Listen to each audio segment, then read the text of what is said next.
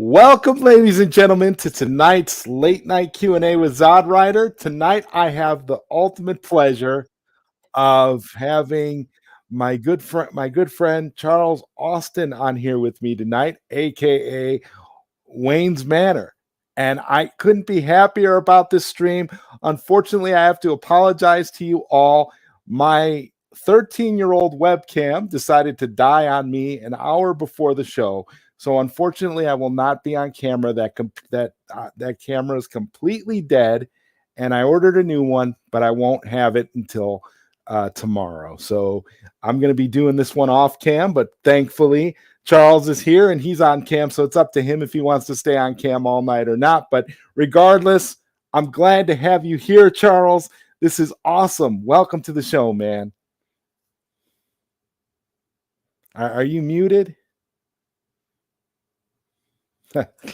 I was indeed muted. I was saying thank you so much for inviting me on, sir. Okay. Well, I'm just glad you're here. It's wonderful to finally have you here for a one-on-one late night Q&A. It was so nice to see, the birth last week of the Lethal Geeks podcast. Is that what it's going to be called? Lethal Geeks podcast? Yes, that is the working title right now. We're throwing some ideas around. Shout out to Rock Talks. He's been helping us out with kind of tailoring the name and all of that good stuff, so we don't run into any legal issues with copyright, with, WB and Lethal Weapon and all that other kind of stuff. So, yeah. Yeah, well, that's probably the right move to avoid any kind of issue like that. But see, a lot of people use, stuff that, references movies and stuff, and they're okay. But I can totally understand you guys doing that because you and Costello are going to build a brand, and it's going to be great. It's going to be huge. I saw the birth of it last week. I know a lot of the people here in the chat, they were here and they saw it last week. So it's going to be amazing. We've got a lot of people here in the chat. We've got A Curly Wet Ray. What's up? We got Geek Defense Force. We've got Bat Dance Thoughts. Lucas Ironside. We've got the bad guy Mike Worley. And we're going to get things started off right away with a $5 super chat from A Curly Ray. Thank you, sir. He says, "Hey, ZodWriter and Charles, I hope you all are having a wonderful day." It is a wonderful day being here today to finally have this discussion and to chop things up, man. So I got to ask you right off the bat, what made you finally want to decide to dip your toe into doing the whole YouTube thing? Well, actually, I didn't. It was never my thing. And then, actually, Sin Havoc is the second person to mention it. My wife was the first person.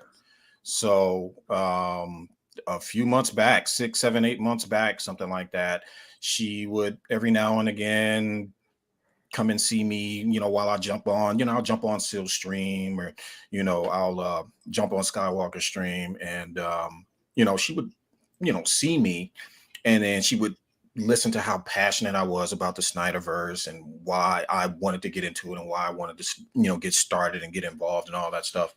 And one day she was just like, "Hey, have you ever thought about just starting your own podcast, doing something like that?" And I was just like, no, but it was just something that I never considered. So I was like, no, maybe I was just throwing it around.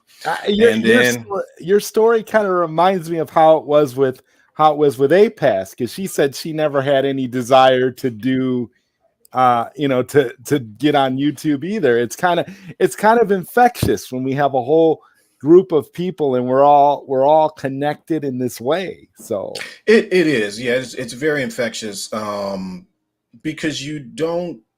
I mean, when you go to the movies, other than you might have a few friends that you hang out and go to the movies with, but social media has made it where you can find, outside of that little circle that you have, like-minded people like you.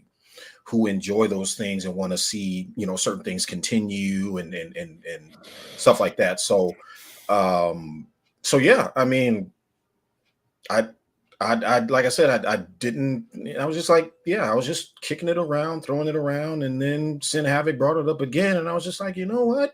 It just made me harken back to what my wife said, and I was just like, yeah, that sounds like a good idea. And yeah, that lethal weapon thing just it clicked. I don't know how that started. I don't even remember how that started, but it just clicked somehow. So and here we are. So yeah. Yeah, you and Costello. I mean, you guys have great chemistry, and I'm sure that as a podcast, it's going to be one of the most amazing things. And we've got a question already from Geek Defense Initiative. He wants to know, is the podcast already released, Charles? Not yet. We are currently working on that right now. So he's designing the logo and getting all this stuff together. I am currently editing certain film clips from all the Lethal Weapon movies, like so for those drops and those shorts and all of that stuff, those few second videos. I'm editing all of those, and then I'm going to add them to our Google Drive folder that he shared with me. And then, yeah, we'll start kicking that stuff around and then getting into the technicals and the legalities, I guess, of running getting the site up. But yeah, it'll be about, I'd say maybe another month, something like that. So yep. That's great, though. I mean, in terms of development and all the hard work you're already putting into it, I'm proud of you, man. This is going to be great stuff.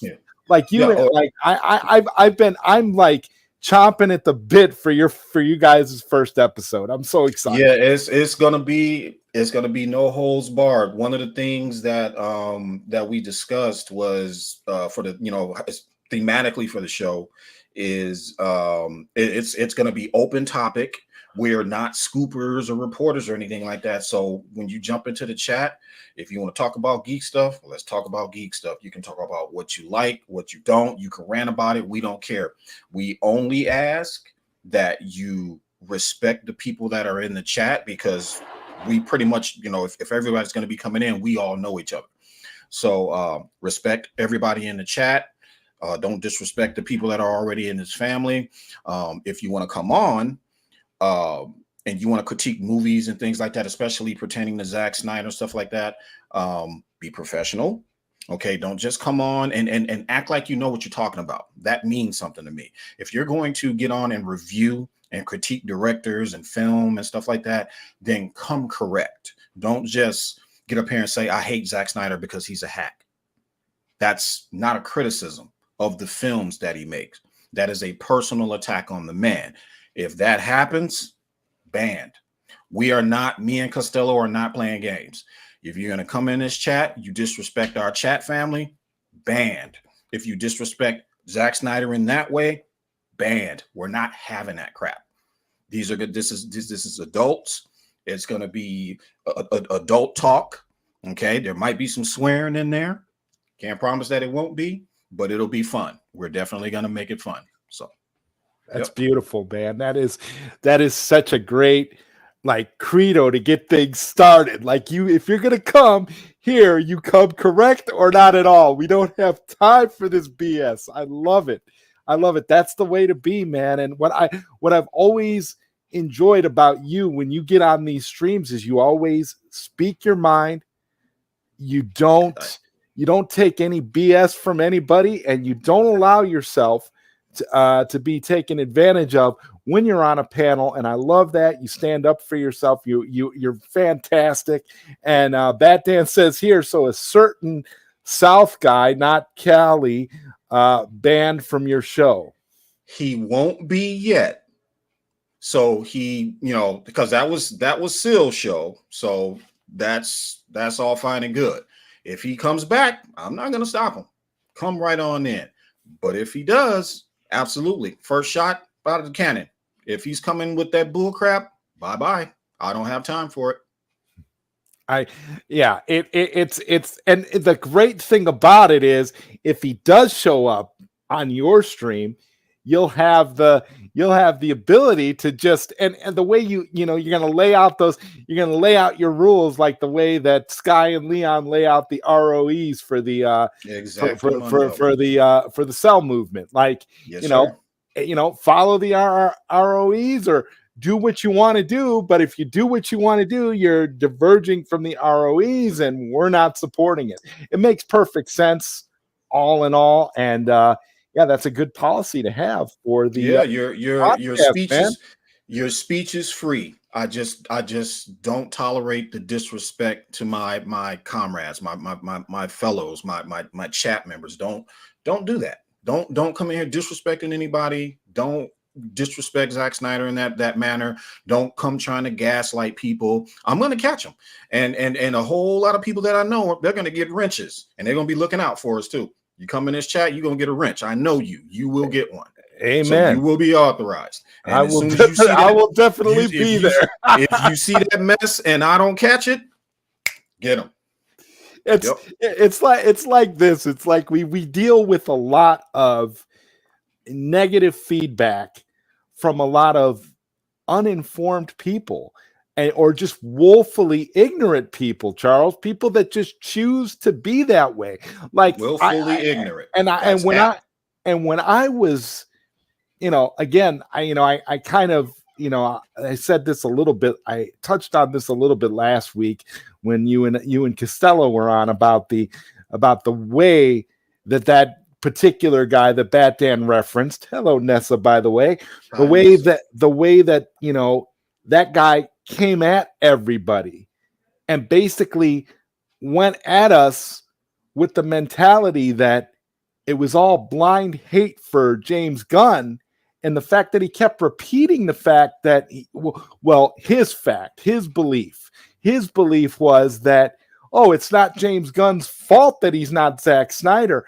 I mean, this guy completely misses the mark and does not understand why people feel the way that they do. And that is, again, being woefully ignorant, because you can research all of this stuff. All you have to do is look it up, bro. Yeah, exactly. If these kids knew, I mean, especially the young ones, you know how we did our research back in the day, guys, when we wanted to find to the library. We had to go to the library and then go through something called the Dewey Decimal System. That was basically a large set of file cabinets that were numerized and A to Z for your author. You pull this card. That card would tell you where the book was, on where the shelf was, and what row, and all of that other kind of stuff. Dewey Decimal System. So that's how we found things. So if you really, really, you have the internet at your fingertips, anything that we say, if you think that we're lying or we're making stuff up about James Gunn, look it up. If you think that Zack Snyder has not gone through the things that he's gone through, look it up. It's there for you. It's there at your fingertips. The keyboard's right there. All you got to do is just search it up. If you are really interested in the truth, which they are not, see, that's the key, Zod. They're not really interested in the truth. They're interested in clicks. They're interested in attention, kind of like how a baby cries. Right. So that's what they're interested in. They're interested in that. They don't really care about the truth. They don't care about Zack Snyder. They don't care about anything else. They just care about making as much noise as they possibly can. And that's it. So if they want to act like children, I shall treat them like children. And that's what I do. Yeah, that's exactly the best mentality to have. And I love it. We can actually apply the social media mentality and all of these things that you just described.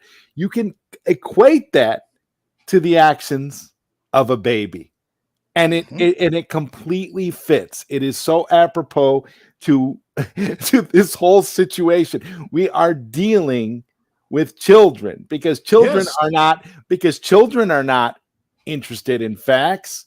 And when they're a baby, they're interested in that their That basic needs, that gratification. that baby bottle, they want that baby bottle, they want that diaper change, they want that Yes. warm blanket. And that's what social media is for them. That's what X Twitter is. X Yes. Twitter is that bassinet, that baby blanket, that binky. That's what Twitter is.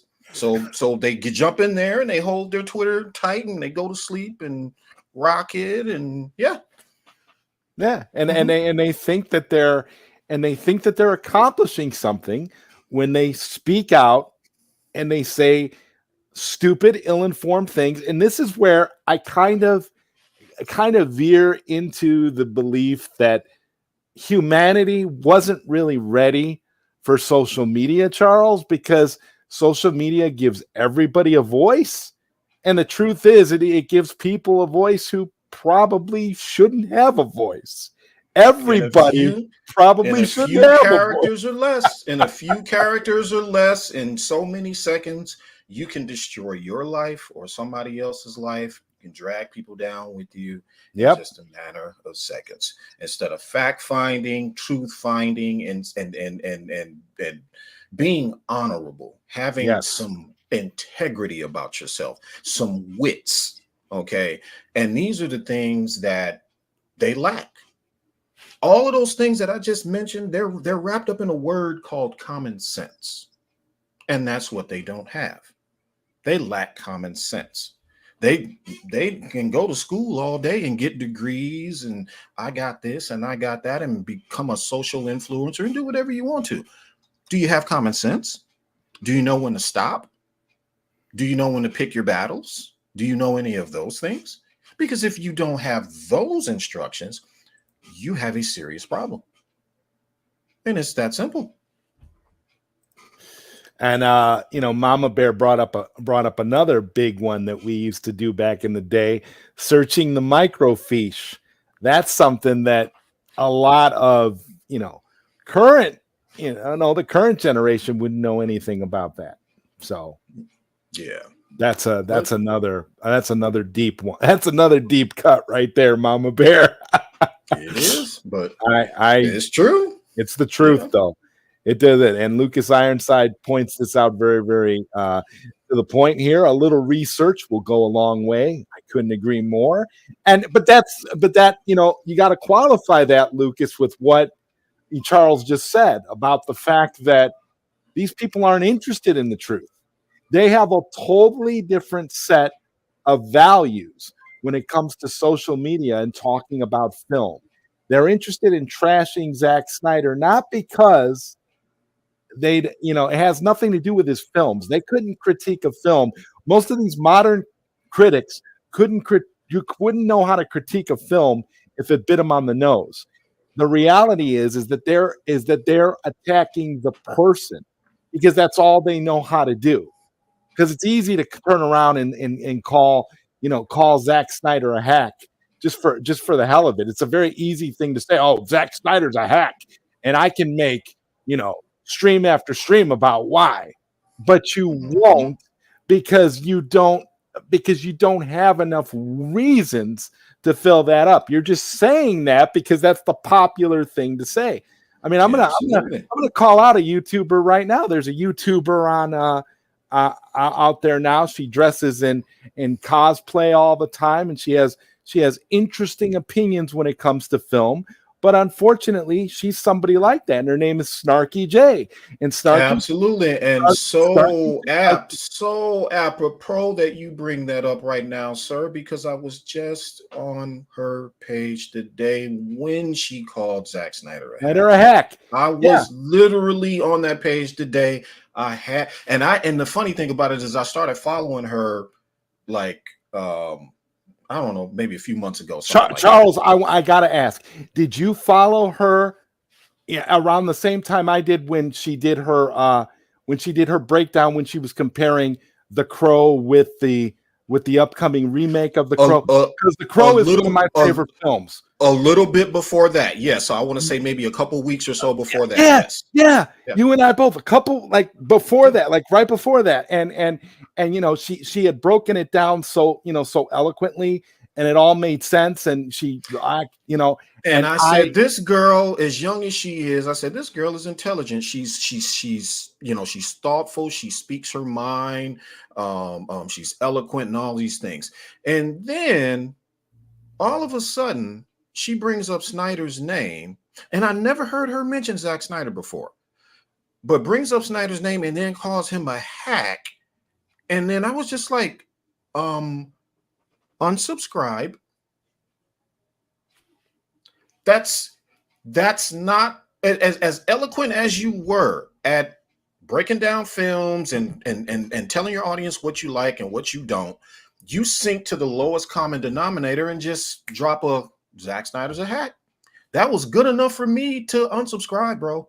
That's how I am. Yeah, I couldn't believe it. And I watched her video as she was sitting there in the Sasha Kaye Supergirl costume, comparing Henry Cavill's Superman to David Cornsweat's Superman, and she calls Zack Snyder a hack and literally said Geek those Defense. words. Yeah, Geek Defense makes a good point. He said that's why people watch DC movies, don't watch or won't watch DC movies, because they only pretend to care to draw that attention in. So, in other words, what he's saying is, if you watch a DC movie, there's some thought behind the characters that were displayed, especially with Zack Snyder. You have to, yes, open your brain, see the symbolism, and look for that hope and optimism from another avenue.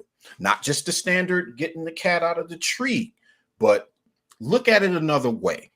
Okay, if you're a read person, if you're a well-read person, if you are somebody who likes to read and analyze and break down, that's no problem for you.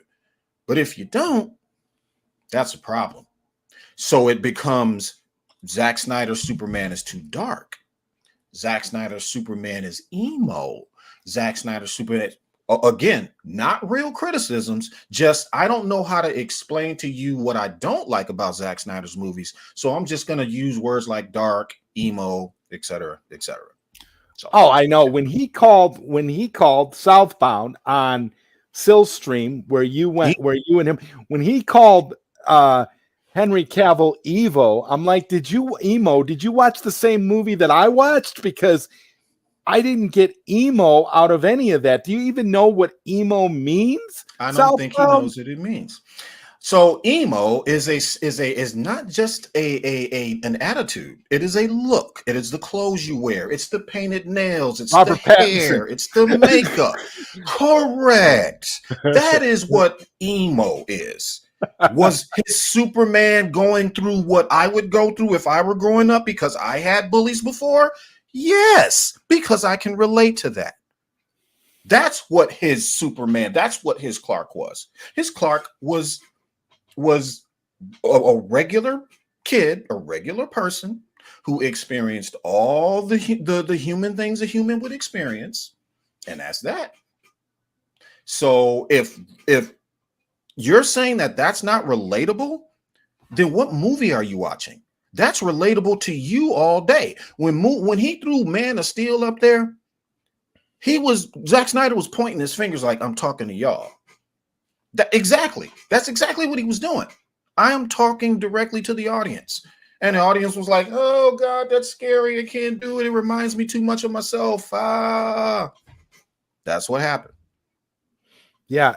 That's what happened. It's an inability to open your mind to things you don't understand. They want to keep them in that box. Yes, concepts that are so foreign to them, out of whether it's out of fear or something else, whatever it is, or because, Charles, again, you can qualify it as, because it's the popular thing to hate on it and to not give it, the respect it deserves. Because here's the thing, Charles, I'll sit down and watch any film. I won't take somebody else's word for it. I'll sit down and watch a movie and form my own, view based on what the movie means to me and how it resonates to me or doesn't resonate to me.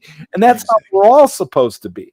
But if anybody can just write anything and say, well, it sucks, or Zack Snyder's a hack, or there's no, it's like when you can sum up things like that with no thought whatsoever, what these people don't realize is that they've played themselves, because they're basically proving that they don't have the ability to process a film on its own merits. They just follow along with whatever the pack is telling them to say, whatever they do, and they're all sheeple, and that's how they go about it, where Zack kind of goes against the grain. So when people say, oh, Zack Snyder is a horrible storyteller, I just roll my eyes and I think, that's impossible for you to say that Zack is a horrible storyteller. They say, well, Zack has good visuals, but he's a horrible storyteller. In what way? And then in the same breath, you've got people that are saying that Zack is a horrible storyteller, but then they'll want to tell you how wonderful James Gunn is. Yeah. James Gunn is a way better storyteller than Zack Snyder. Zack doesn't you see, and that's the thing. And see, that's the thing. Comparing Zack Snyder to James Gunn is like, it's like comparing say Christopher Nolan to give me a Adam McKay, comedy director. Yeah. That, so James Gunn knows how to tell a story because he can read a comic book. Sure, anybody can read a comic book and tell a story. What he doesn't do is he doesn't take what the essence of what those characters are from the comic book. He applies what he believes they should be. Okay, he can read it. He can put the story together, line up the acts and the beats and all that, and follow the direction you're supposed to follow. Sure, but when it comes to trying to get what that character is based off of what you see in that comic book, he doesn't do that. He forms his own thing around. He forms that Guardians of the Galaxy. He puts that cloak around pretty much everything that he does. Yep. His movies, like I said before, are all Guardians of the Galaxy. Even the Peacemaker, if you think about it, he did Guardians of the Galaxy 1, 2, and 3. Peacemaker was basically Guardians of the Galaxy only for TV. The Suicide Squad was a raunchier version of Guardians of the Galaxy. And now here he is coming out with Superman. I can guarantee you that movie will have the same angle camera shots, the same slow-mo with him coming around the corner like he did in Guardians of the Galaxy and the Suicide Squad. And he's going to have all that in that film. Watch. It's going to happen. He cannot tell he can. I won't say that he can. I won't go there. He can tell a story that has heart and emotion and all that other kind of stuff. The problem is he doesn't keep up. He doesn't keep that beat. He does it for a little bit, and then he'll offshoot with some comedy, and then it's done. And then that's when he loses us. So there you go. And I can attest to that. I like you said, I watch stuff and I form my own opinion. I don't listen to what anybody says. So I gave the Suicide Squad a shot. Polka Dot Man, as goofy as that character was, yeah, he brought a little bit of emotion with that. That I could see that. Okay. But everything else was crap.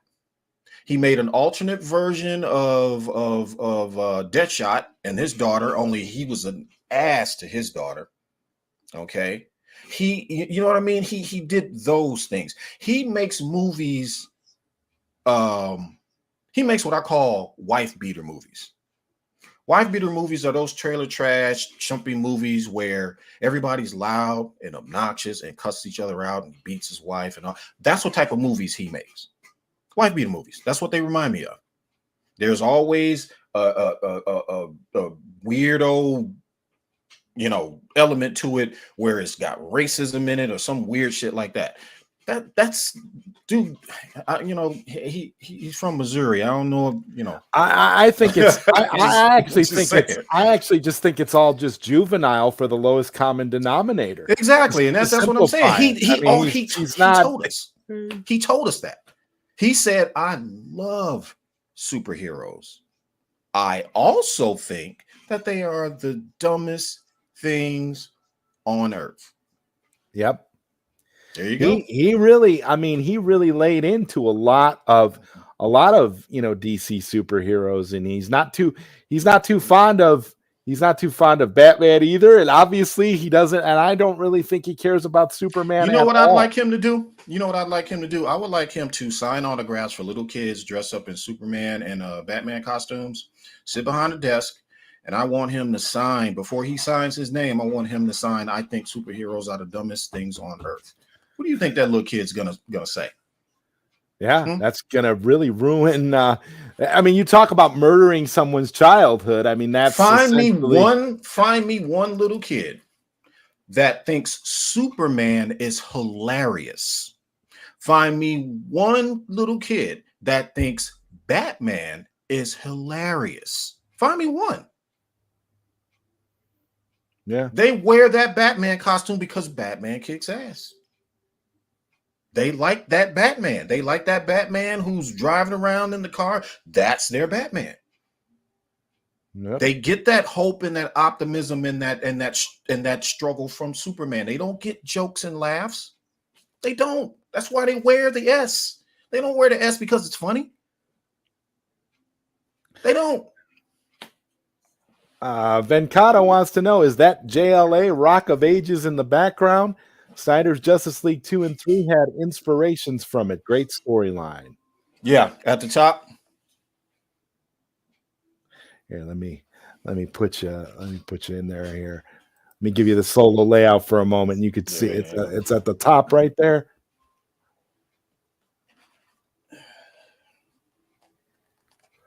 Yeah, there it is.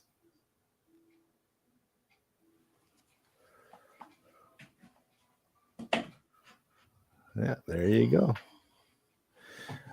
Yeah, it's hard for me to understand even trying to compare those directors. Like, I don't mind when people level valid criticisms at directors over their work. But the thing that I'm just so irritated with and so tired of is comments like what Snarky J said, where she just said Zack Snyder's a hack, and I could do stream after stream about it. But you haven't done one stream about it. You haven't done one video about why Zack Snyder is a hack. You haven't told us why. To bring him up made no sense at all. It didn't if fit.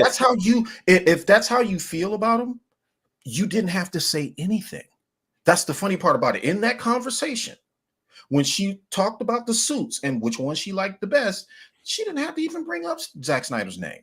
All she had to do was say, "I like this suit better." Right. And she kept, and what's so funny about it is that she kept harping on the fact that she loves Henry Cavill as Superman. That's the other thing that I do not understand, Charles. How can these people love Henry Cavill as Superman, but hate Zack Snyder so much? You ready for that answer? Yes. They love my ideas. They just don't love me. They want my ideas. They like the fact that Cavill's the portrayal of Superman was damn near perfect. Okay, they like that. They like the fact that, oh yeah, you had the right Perry White and the right Lois Lane and all of those star casting. Those were dope. But you're a hack, Zack Snyder. Okay, so let me stop you right there.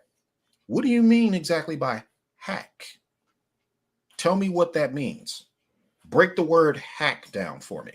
Yeah. While you defend James Gunn, James Gunn. So Zack Snyder is a hack, and James Gunn is a brilliant, wonderful director. And the funny part about her video that made you and me unsubscribe, the funny part about her video was that she actually wasn't really all that crazy about the suit. That, Corn Sweat was wearing, but yet she still is more willing to give James Gunn the benefit of the doubt and take James Gunn's work at face value. And all we get when it comes to Zack Snyder is Zack Snyder's a hack. Oh, so you got through the whole video. Is that what you're saying? I watched the entire video. Sure. Oh, baby boy. No, sir. I stopped it at when she said Zack Snyder's a hack and she can make a video about that all day. I was like, done. And I moved on. Snarky jackass. I didn't finish the video. Anything that says anything about, like, if I'm on YouTube and I see these YouTubers popping up with their faces over here like this and saying stuff about Rebel Moon and talking crap, if I can see it in the title that they're going to talk crap about Zack Snyder and not actually give real film criticism, unsubscribe, get off my page. I don't want to see it. I do. That's what I do. Yeah, I just was so, it was just disheartening to see it because, like you, I've watched a lot of her videos and I found that she's very thoughtful when it comes to the stuff that she's passionate about and it comes to the stuff that she cares about. Like, I thought she was completely on point when she was talking about The Crow. I completely agreed with everything she said about that Crow remake. One of the reasons why I followed her. Right. That was one of the reasons why, because she was in line with pretty much, if she wasn't talking about the Snyderverse, she was pretty much in line with a lot of other stuff that I like. Exactly. So that's the reason why I followed her. And then as soon as I heard that, I was like, nope. And here's something that really gets me though, and I'll never understand that. How can you love The Crow and resonate with that movie, but hate what Zack Snyder is doing when Zack Snyder deals with all kinds of deeply layered, mature themes and things that you're getting? How can you not appreciate what Zack was doing with the Justice League and with her beloved Henry Cavill as Superman? You don't appreciate none of that, but you'll swear by The Crow. And I'm of the opinion that given the amount of intelligence that I detect in this woman, she should be able to tell us why she thinks Zack Snyder's a hack. Break it down for me. Break his movies down. Tell us if you've seen his movies. I'm assuming you've seen his movies. You're calling him a hack. So I'm assuming you saw every single one of his films. See, I can tell you, I can give Zack criticism. Sucker Punch wasn't my favorite movie. I liked it, but it wasn't my favorite movie. I can tell you all day what I would have done different in that movie. But we also have to remember that we haven't seen Zack's vision for that movie. That movie was compromised by the studio from the jump, and the studio would not allow Zack to put out the version of that movie that he really wanted to put out. And that is the dilemma. That is the dilemma that preoccupies us. Yeah. He's a hack until his version comes out. Then you're like, oh. Then you're like, oh, snap. Because the consensus is in. BVS, his version, the 3-hour version, aces. His Justice League, aces. That can't be disputed. Okay. Made money. Despite what everybody says, made money. Okay. So let the man do his thing and then stop lying. And then perhaps maybe you can get somewhere. Okay. Oh, and stop listening to bloggers. That's something that can get you in the right direction, is if you stop listening to what people say online, because that's not real criticisms. Nothing about that was a real criticism. Though what started that crap with BVS, if you read the comments or pay attention to even bother going to look for that crap, you'll see that those criticisms weren't real. They're just as fake and as phony as the ones that they have right now. Same exact criticisms. Only the internet's faster now. That's it. Yeah. Yeah. And I believe the same thing is going to happen, Charles, when we get the director's cuts of Rebel Moon. I think the same thing is going to happen. All these people that are dogpiling on it, are going to walk it back when they see what Zach's true vision for Rebel Moon is. Rebel Moon's gonna be wild. That's what they don't get. But see, they're so entrenched in into the zeitgeist of let's all hate Zack Snyder that I genuinely believe that it had changed their brain patterns neurologically somehow, that now all they can do is just hate Zack Snyder. Yeah, it's It's like a social media virus that Snyder just spreads around. Snyder derangement syndrome is a real thing. It really is. You can't tell me that it's not a real thing. When you have super intelligent people like Snarky J, who literally can break down her thoughts and could tell you about a film and could literally give you legitimate reasons. And for Zack Snyder, all she can say is Zack Snyder's a hack. She's either being paid, to hate Zack Snyder, or she's just got Snyder derangement syndrome like all the rest of them. Either one. Look at Rock Talk's comment. Look at his comment. They hate Henry because his character embodies the masculinity that they consider toxic and want to remove from all forms of today's media. Couldn't agree more. Now, that is the straight up truth, simply because look at what's happening outside of DC and WB. Disney, everybody is trying to flip this script now, where they're trying to, I don't know, soften the population, for lack of a better word. I don't know what you want to call it, because it's happening. Okay, I'm not going to deny a certain, but see, that's the funny thing though, Zod, is it also is a double-edged sword, because I think people are blinded by the word woke now. They don't actually know what it is. To them now, it's like staring at an elephant and it's this close. You can't see the whole elephant now. All you can see is part of the elephant. So they don't know, they can't distinguish the difference between what is woke and what is not. So when this whole woke DEI crap first started, first it was, they're replacing, white men with, somebody that's African American, Mexican, male, female, whatever. It started with that, legacy, replacing legacy characters and all of that. This guy was white, whatever. Okay, I understand that argument, to a degree. But Rebel Moon is a new IP. Exactly. So if your argument was replacing a legacy IP character with someone who is a minority, then your argument is invalid. It doesn't make sense, because he created his own IP and made the lead character, and just happens to be female. Yeah. So how is it woke? And now, and for it to be getting that criticism, it means that those people that call everything woke are now being paid to hate Snyder too. So it's all part of the same system. That's the deduction that I've made. Whether you're woke or anti-woke or whatever, it's all part of the same machine. You're not, it's not really, there's no differential. It's just one extreme or the other extreme. And most people that actually care about film are not invested in either ideology one way or the other. We just want to see good films. We want to be entertained.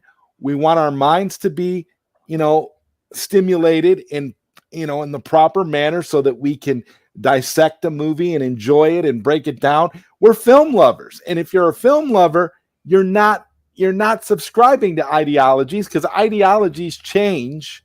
Absolutely. All the time. That's why you don't. That's why you don't. The pendulum swings in one direction, and then it eventually swings in favor of its opposite, to quote Fist of the North Star.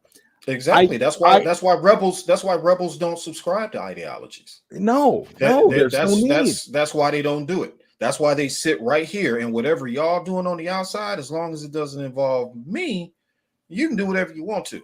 But if you come in my block, then we're gonna have a problem. So You're exactly right. They're picking a side. You know, Zack Snyder happens to be a director to tell stories in DC the way I like them told. So guess what?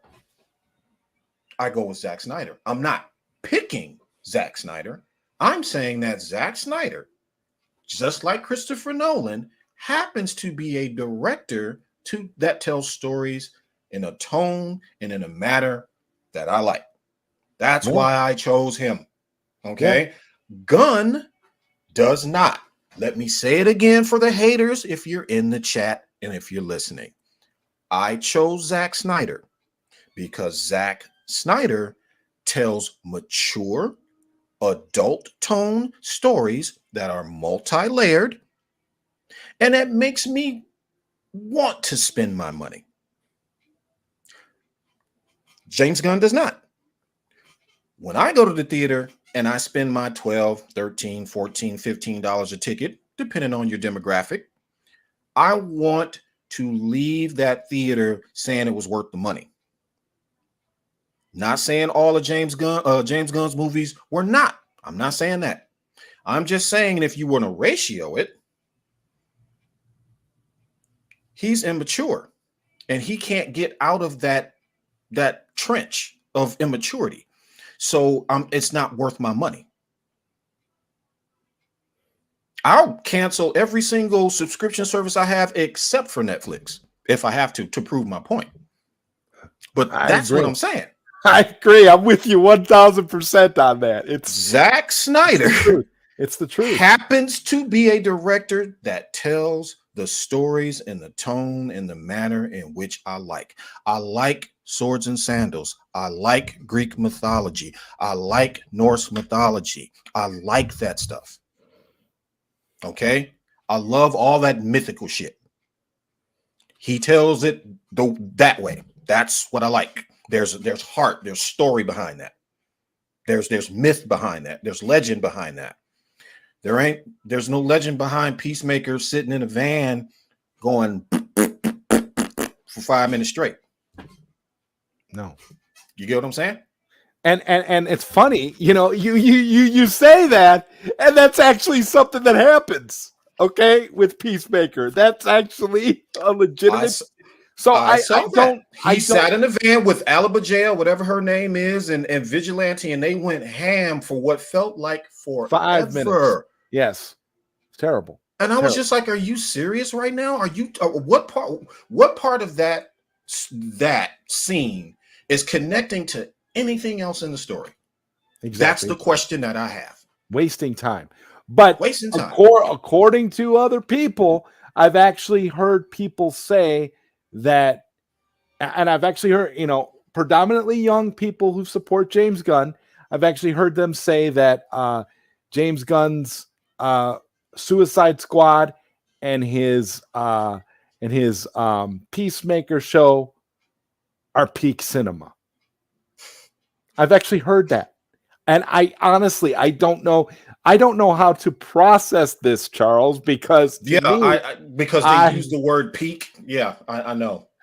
It doesn't, to me, it doesn't. I'm someone that sits there and I love, my Criterion collection Blu-rays and DVDs from back in the day. I love Criterion. I love classic films. I love films that actually provide substance and give you something to think about, like I said earlier. But yet with James Gunn, we don't get any of that. So for James Gunn to be described on any level as peak, I realize that this is a disjointed generation. This is a disjointed time.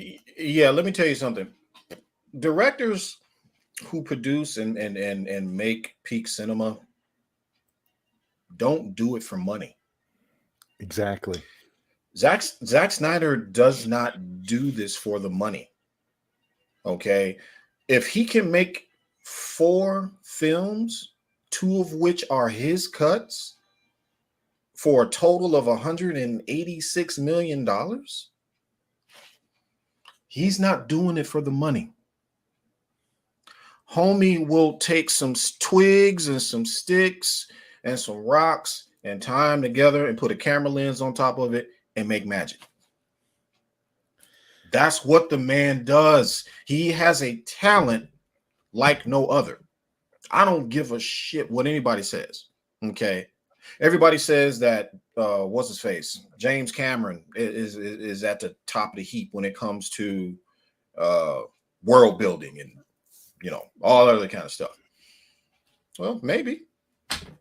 I just think Zack Snyder's better. Yeah.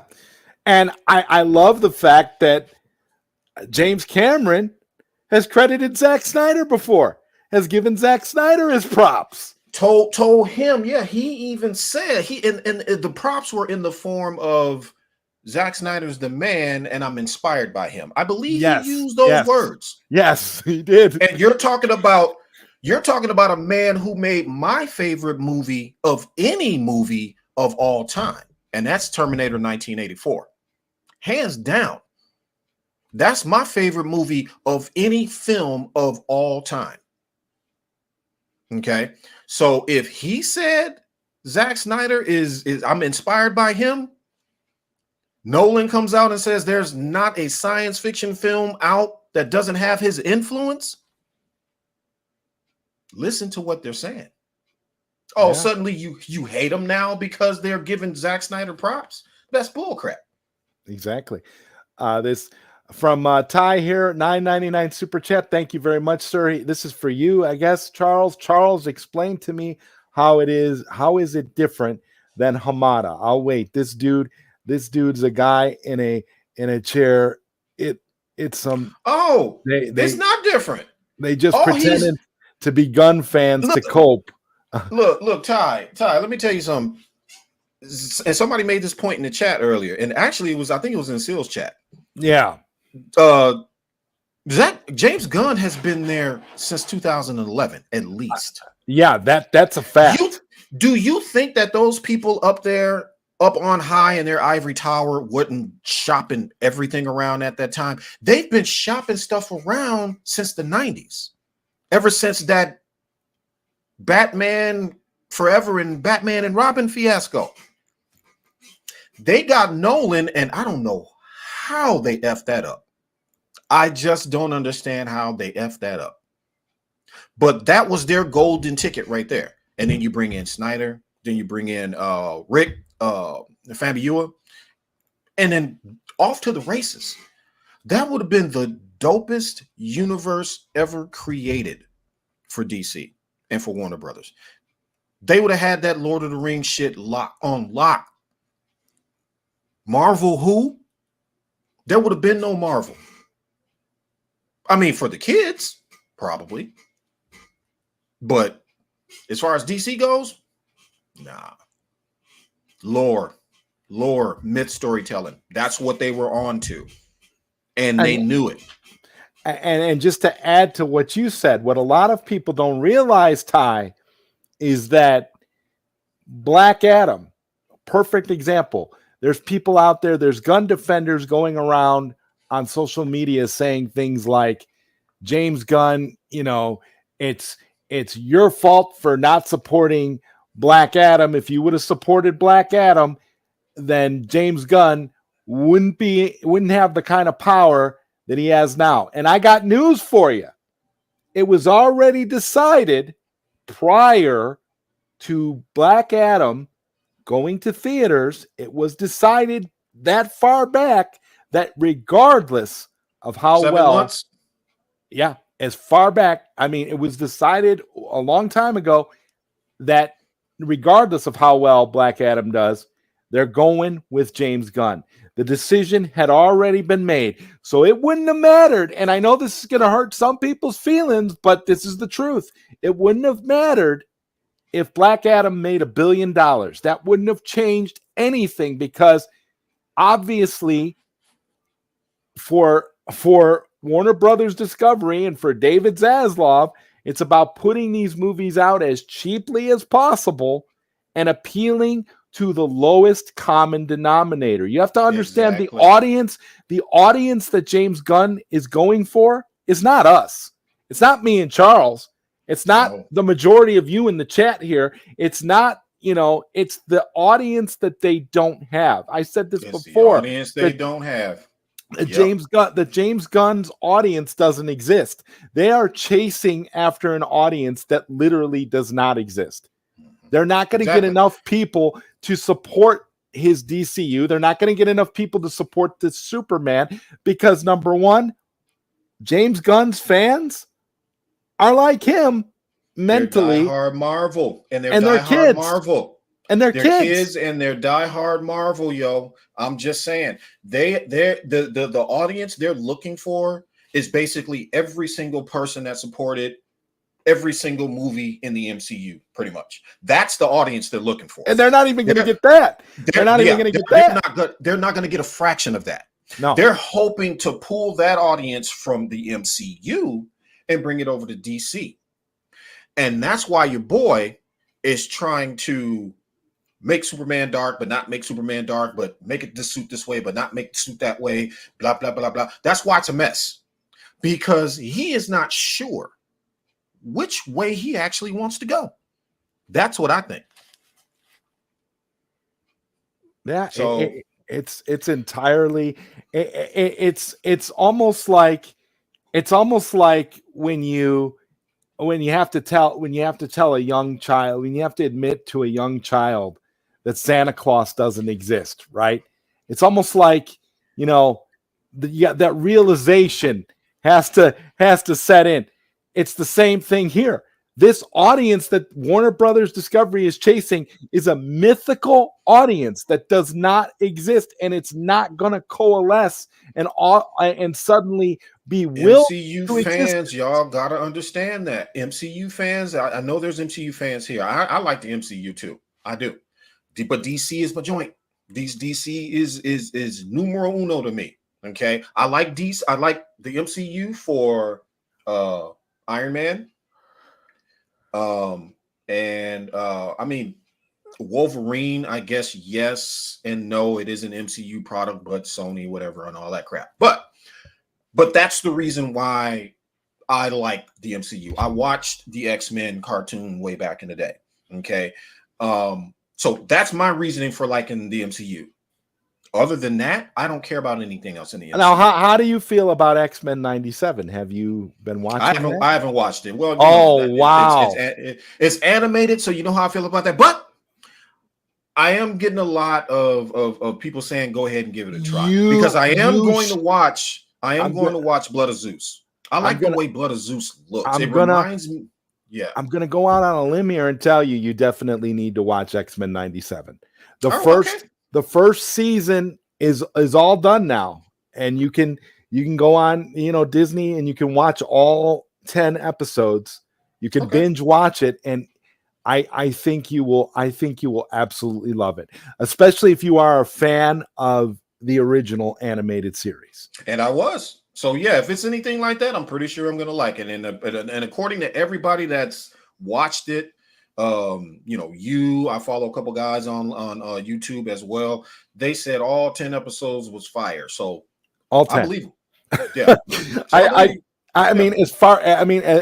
I will go as far as to say that I think it's the best thing that Disney Plus has ever put out in the entire time that Disney Plus has existed.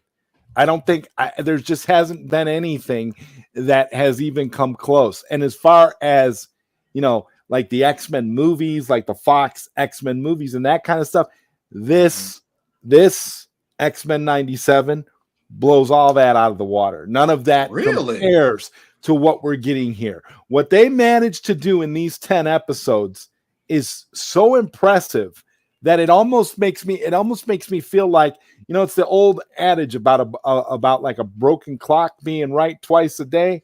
It's kind of how it is, because I don't know how Disney was able to pull this off. In fact, I don't know how Bo DeMeo, who was the showrunner, who got fired, unfortunately, and I kind of think I know why they didn't want him around, because he was a guy that kind of bucked the trend, and the rumor is that when the first batch of X-Men 97 scripts came through, he tore them all up and rewrote the entire season and told them, no, you guys aren't doing that, because they wanted to sprinkle in all this stuff, identity he politics and all these things. right. He wrote all 10 after they came in.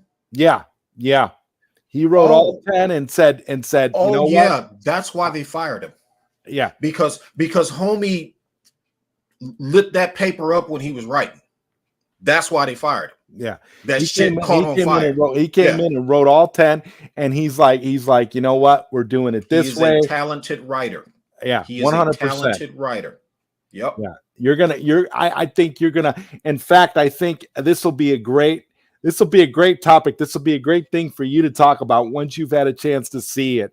Because Absolutely. Yeah. I think you're gonna be as astonished as I was, because I went in with very, very low expectations. I mean, we're talking about Disney Plus here. I didn't expect Right, them right, and I guess that's where it dropped off for me as I started getting older. Because when I was a kid, dude, look, in the 80s,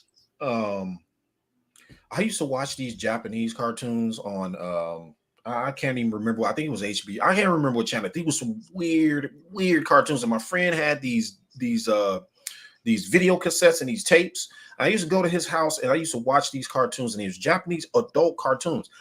Wow, like sci-fi, fantasy, tentacle, weird. I mean, just oh yeah, yeah. I know what you're talking about. but Yeah. I liked it. I was just like, yo, this is, you know what I'm saying? This is tight. It was like Akira on steroids, basically. Oh, It was that kind of, yeah. And I was just like, but I liked it, and then before that I had the heavy metal comic. So yeah. So Rebel Moon's gonna be like that, right? yeah. Rebel Moon, and I keep trying to tell people are not ready for what Rebel Moon's going to be. The director's cuts of Rebel Moon are going to be more like that off the wall anime you're talking about, and more like heavy metal than it's essentially night and day. It's going to be completely different from what we already got from Netflix, and right down to the point that these movies even have their own titles. They're not even named the same things that the Netflix movies were named. It's a completely different thing. Zach went as far as to say, he was recorded when he said this. I think he was interviewed. He said that it could be in a completely different universe. It's a completely different thing. So, and then he used names like Paul Verhoeven to discuss inspiration. And when he mentions RoboCop, Starship Troopers, Paul Verhoeven, I realized that, yeah, we're going to be in for something bonkers. It's for real. Wild, man. I haven't touched the book. The book is sitting on my shelf back here. Yeah. Don't ruin it for yourself. I'm not. I look at it every day and I'm sitting here like, ooh, that book is calling me, but I'm not going to touch it. I'm going to leave it and watch the movies first. Yeah. But yeah, I heard the book was pretty much that. And yeah, the first book ruined the movies for me, ruined the Netflix versions for me. I would have liked the Netflix versions more if I hadn't read the book, because reading that book was like, and I loved her writing. V. Castro did a wonderful job with the novel, but absolutely. I wanted to point something out too. Now we're talking about Rebel Moon. I get, and this is for the Larry Fong fanatics out there. I get it, guys. He is an awesome cinematographer, and everybody keeps saying, "Where's Larry Fong? How come he didn't hire Larry Fong and all this other kind of stuff to do his cinematography for Rebel Moon?" Okay, look,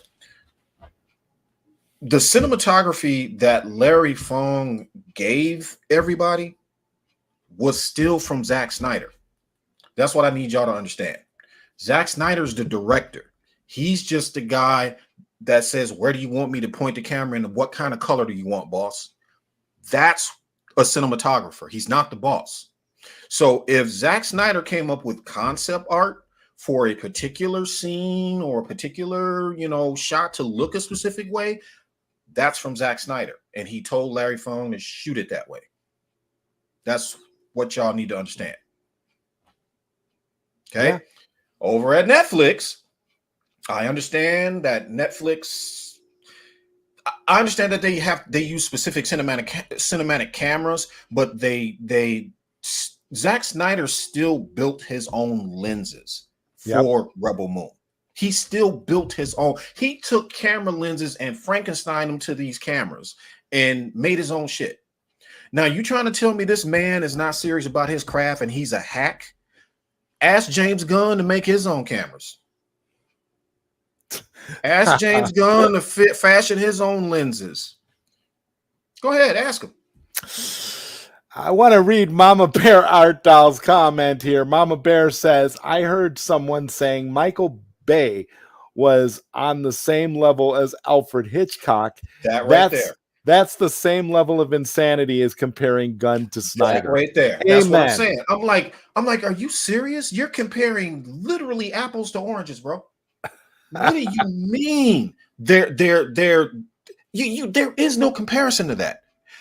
Gunn makes movies for people who like to find that inner child all the time, and the goofy one that likes to rub boogers on people. And Zack Snyder makes movies for mature audiences. There is no comparison. He makes his movies his way. Zack Snyder makes his movies his way. There is no comparison. There is no them. They don't exist. It's that simple. Not in the same breath, not in the same lexicon, not in the same atmosphere. They don't exist. Yeah, this sounds about right, Bat Dan. Superman will defeat Lex Luthor with a dance off. I mean, I can totally see it, and I'm kind of. What did he say, Bat Dan? What are you doing? And he was like, dance off, bro. Try to distract you. Yeah, that. Gunn just makes the same movie over and over and over, and one that only succeeded because of a concept he plagiarized. Yeah, exactly. He didn't even write the original Guardians of the Galaxy. It was proven the original Guardians of the Galaxy was supposed to have an 80s, which I would have loved. I mean, I'm not saying I didn't like the music because that was my mom and my daddy's music, so that's cool. But I grew up in the 80s, so she had the idea for his playlist to be an 80s theme, on his Walkman or whatever. Oh, I was with that all day. That would have been awesome. That would have been really cool. And it just sort of, King Shark was Bane from Batman and Robin. and they joked about Bloodsport and Peacemaker killing all those innocent soldiers. Yeah, everything is a joke in James. Exactly, and that's it, right. Let's analyze that scene. So they're walking through the woods, doing their thing, and they're literally chatting it up like they're actually talking about something important that has to do with the story. Yeah, it had nothing to do with the story. They were just walking around, comparing, measuring dicks, and that's all it was. Okay, now I like to give credit where credit is due. That whole thing that I talked about, where James Gunn will somehow manage to squeeze just a little bit of emotion and charm, that right where you need it. He did that with episode 4 of Peacemaker. Now, sans your boy dancing around in his effing underwear like an idiot, if you can ignore that part of it. There's a flashback scene, and here comes the spoiler. It gives you an idea of why Chris was the way he was as Peacemaker in that film. He killed his brother by accident. Okay. His redneck ass daddy had him and his brother out there, and he's teaching him to be tough and all this other kind of stuff. Peacemaker hit him pretty much one time and killed him. That was a tragic backstory right there. Okay. And I was like, there you go, Gunn. If you can continue that for the rest of the episodes, you got a winner. But he didn't. He dropped the ball. Next episode, back to fart and pee-pee jokes. And there we go. Yeah. He doesn't have the ability to stick anything that's going to have emotional resonance whatsoever. Nothing that's going to be compelling enough to keep you. His stuff, James It's Gunn's almost like stuff is like it's popcorn. almost like It's he's scared of disposable. it. It's It's almost like he's scared of disposable. it. Yeah, Yeah. it's almost like he's scared of it. If I reach too deep, it's gonna kill me somehow. It's gonna hurt me more than I ever want to be hurt if I experience actual emotions. No, let's just keep the giggles in it. Yeah, let's keep the giggles. Let's keep the giggles in it. That makes sense. His movies are the James Gunn's movies are the ultimate equivalent of like disposable popcorn movies. You could sit there and just eat your popcorn and turn your brain off for 2 hours and just watch it fly by, not really be invested in it. And when it's all over and said and done, you move on with your day and then you never think about it ever again. That's what James Gunn movies are to me. That's what it's like. Hey, just like politics, Hollywood is also invested in America's dumbness. They are. They're counting on the fact that you will drop hundreds of dollars to go see a film that literally takes you back to when you were this immature person. That's what they pay that money for. They want to go giggle and laugh. If I want to see a giggly laugh and all that kind of movie, I would go see a genre of movie that pertains to that. I would actually go see a comedy. Yeah.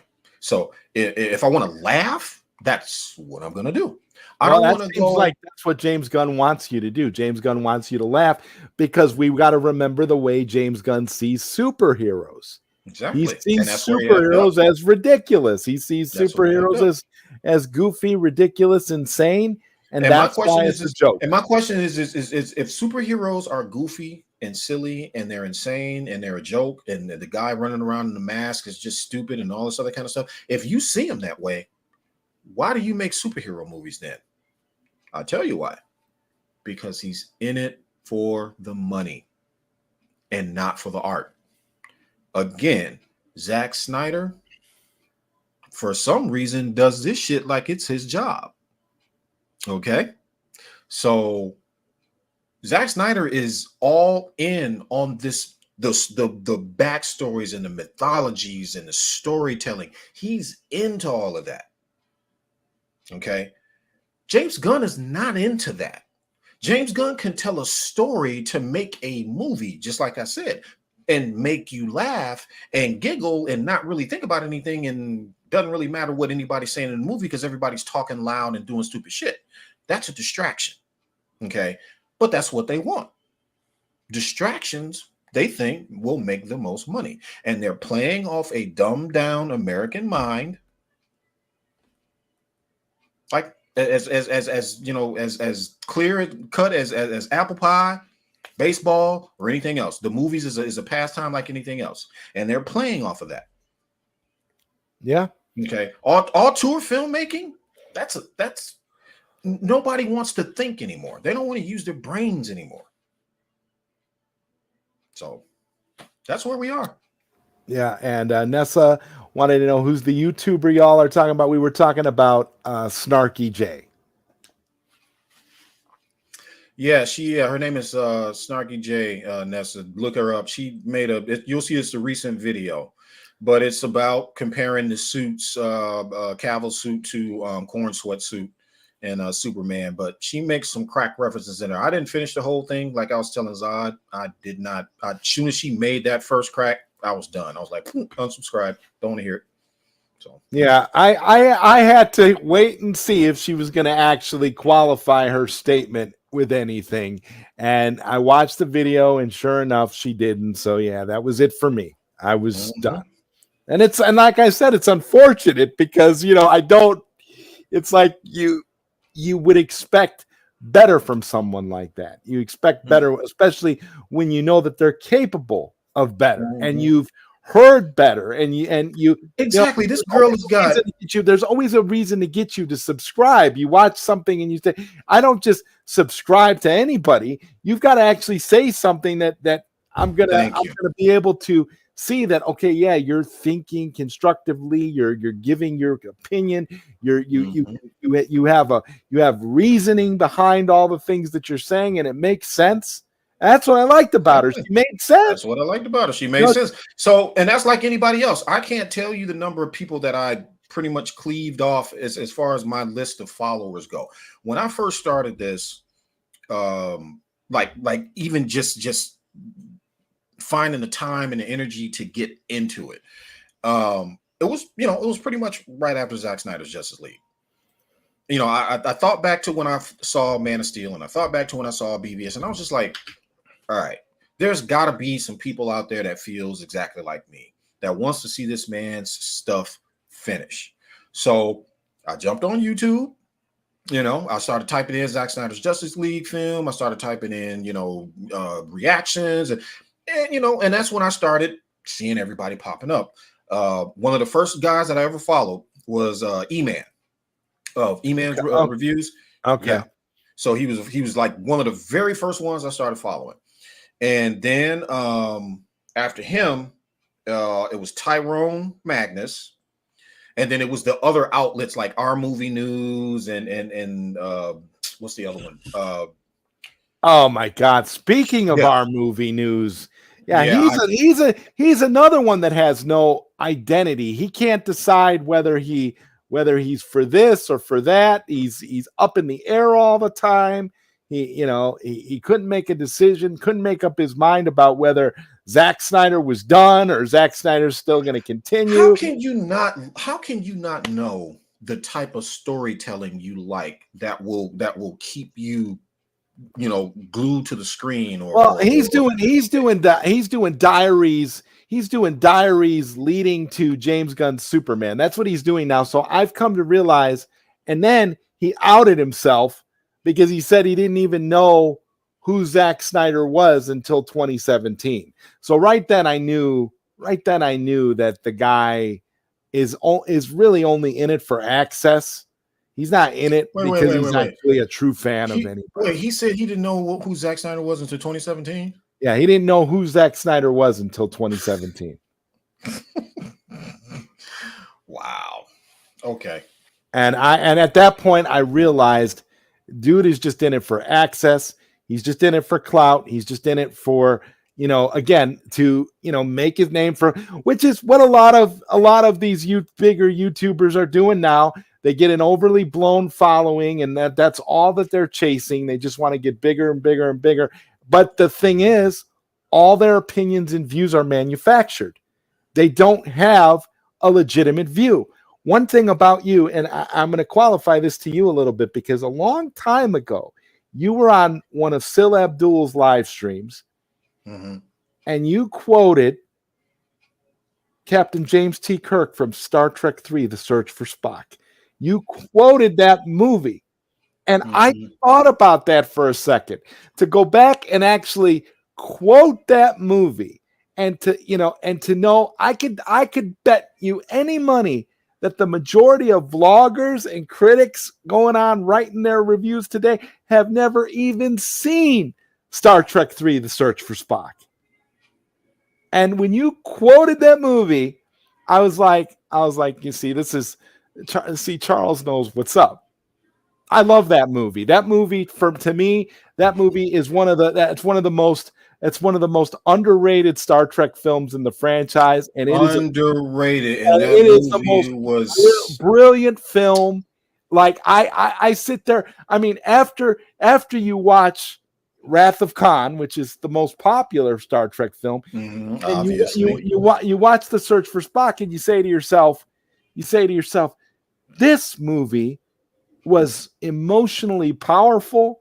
It carries the weight of the first movie and is just as poignant as what we got in Star Trek II, only it adds even higher stakes and builds to a crescendo. Christopher Lloyd as that Klingon was, oh yeah, bro. He killed it. The way he delivered his lines, and when Kirk was on the planet and Kirk knew he was doomed, and he's like, "What is the meaning of this?" Blah blah blah blah blah. And I'm sorry, when his son was on the planet and he's like, "Kill one of them. I don't care which." And homie I was just like, wow. And the way Kirk just fell back and fell into his chair and started saying, "You Klingon bastard, you killed my son." I was like, that's cinema right there. That's cinema.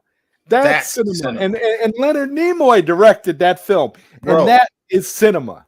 I got them all, Zod. I got them. I got every single one, all the way up to you, because the 4K 4K Steelbook is coming out at the end of the month, and I'm super excited because I love that movie. It's actually one of my favorite in the franchise. It almost, to me, it almost edges out. It almost edges out Wrath of Khan. Exactly. It goes for me. Wrath of Khan, The Search for Spock, and then it goes the motion picture, and then Star Trek 6, Final Frontier. Oh, okay. And then 6. What was it? Star Trek. I can't think of the name of it. Undiscovered Country. Yes, Undiscovered Country, and then the other one, the one before that, the fourth one, I believe it was the fifth. The fourth one with the whales. Yeah, with the whales. Yep, that's the last one. But Undiscovered Country, I like that one too. It hits me like that. Like a lot of that stuff, people have not. The people now are not exposed to anything. All they write about is superhero movies, and all they do is crap on the directors that they don't like. Just because they don't like those directors, they don't actually. And we know that's true because of what we saw with the Rebel Moon reviews. They didn't watch Rebel Moon. You didn't watch that movie because if you're watching that movie, what do Snyder fans? What do Snyder fans and the DC Snyderverse have to do with Rebel Moon? When you start your review talking about Snyder fans and the DC Snyderverse, I feel like you've already disqualified yourself. Nothing you say from that point on matters. Whether you watch the movie or not. You know what? Watch it. Matter of fact, this is what they did. They went on, jumped up one morning, saw the Rebel Moon's out. They didn't bother to watch it. What they did was they saw who had the wackiest thing to say about Zack Snyder and then tried to one-up him. That's what they did. Yeah. So it's crazy to me. I've never in my life ever thought I would see. It's like I've seen directors get dog piled on in the past. But maybe this is because, again, Charles, social media being the way that it is, being the rotten disease that social media has become, that could explain why it's so prevalent now. You're seeing it on levels that you never saw before. Because as far as I can tell, the general audience actually likes Zack Snyder. I've actually never met anybody in my real life, which is why I told Southbound. I said, Southbound, again, you're speaking social media atmosphere. Touch some grass for a moment, set that smartphone down, go outside of that and ask people about Zack Snyder. And from the people that I know about Zack Snyder, they love the man. So I don't know any other way to say it, but if Gunn were in Zack Snyder's position, I think that you guys would understand it a little bit better. If James Gunn were the one that had the family, if James Gunn were the one that had the kid who he lost, if James Gunn were the one, and he went to it to a certain extent, but he deserved that. He earned what he got. But let's just say he was in Zack Snyder's shoes. You guys would then understand why we fight so hard for Zack Snyder, why we fight so hard to have his universe finished. Because he gave us something that nobody was able to do in DC, and it made a profit. Let's not deny the that fact is his universe made money, and they tried to bury that, Zod. Yes. Okay, they tried to bury that. They tried to lie. They put dirt on this man's name. That's not okay with me. I equate any behavior like that as bullying. I don't look at it any other way. I'm sorry, I knocked my mic over. Any other way but bullying. That's all it is. And that's what they do. Okay? They bullied Zack Snyder out of DC. They're still trying to bully him now when he's over at Netflix doing his thing. Thank goodness he doesn't pay attention to this crap and he's not online. But yeah. They still, no matter what they say, you will still never be able to give me a definitive, reliable explanation as to why you treat Zack Snyder that way. Not one. There is no reason that makes any sense in the world for you to treat another human being that way simply because he made your Superman real? Are you kidding? You talk about a man's family, you denigrate his daughter, you denigrate him, you denigrate his work, you do all of this. You're cantankerous on purpose. You're vile and you're cancerous on purpose because he made a film you don't like? What the fuck is wrong with you? Yeah. You need help. I've never seen anything like it. And again, it's all social media, because I don't remember people being like this before social media, Charles. I don't remember because information came a long way off, Zod. That's why. If you wanted the truth, you woke up the next morning and you got the paper. If something happened the night before, you didn't find out about it until you got your dad or your mom or whoever got the paper. That's when you found out about it. Not it happens and 10 seconds later, let me show the video and then edit the video and then AI the video and spin it my own way and then lie about the video and then poop out some crap. That's what social media is. Yeah. Yeah. It's totally, and it allows anybody to do that, because what it is it's sort of like it's a hive mind mentality. So if somebody says something on social media, all their followers are going along with them, with what they said. There's no fact checking involved. That was the problem with Southbound on Sill's stream that night. Mm-hmm. He was going off of everything that his friends are telling him. He wasn't researching anything. He was just aping points that we've heard thousands of times. Yeah. Isn't it weird how the advent of the internet and social media and all this other kind of stuff was supposed to make things easier for people to sparse, didn't have to wait so long for certain information. You didn't have to, you know what I mean? The internet was supposed to be, well, not just the internet, but social media in general was supposed to be designed in a way that got people together, just like you would if you were getting together in a study hall or a library, right? And you come together and you coalesce and you make this world and you do things better than what you can do or what you have been doing. Instead, they use social media to virtually pull their pants down and shit on anybody that they possibly can, simply because they can, and for no other reason than that. Now, when a person does something simply because they can, simply because they had the will to do it, that is a problem, because there's no thought process. There's no wherewithal. There's no thinking things through. There's no foresight. It's just, I'm going to do it just because people will laugh at it and I'll get clicks. That's a dangerous way of thinking. Yeah, it really is. Zach makes movies that you got to pay attention to, and most people have a low attention span, unfortunately. There it is. Yeah, especially on social media.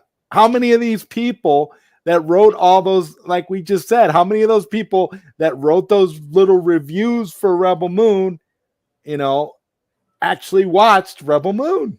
Yeah, this thing right here, this may as well be an extension of their body somehow neurologically. They might as well just implant this in here somewhere, because this, in my opinion, is one of the most dangerous things ever created. If I didn't have to have this, Zod, I wouldn't have it. Yeah, but we can't function in society without it. So Without it now, it's exactly. It's been molded. It's like chapstick. Once you start using chapstick, do you ever notice when you start using chapstick, you have to keep using it? yeah, it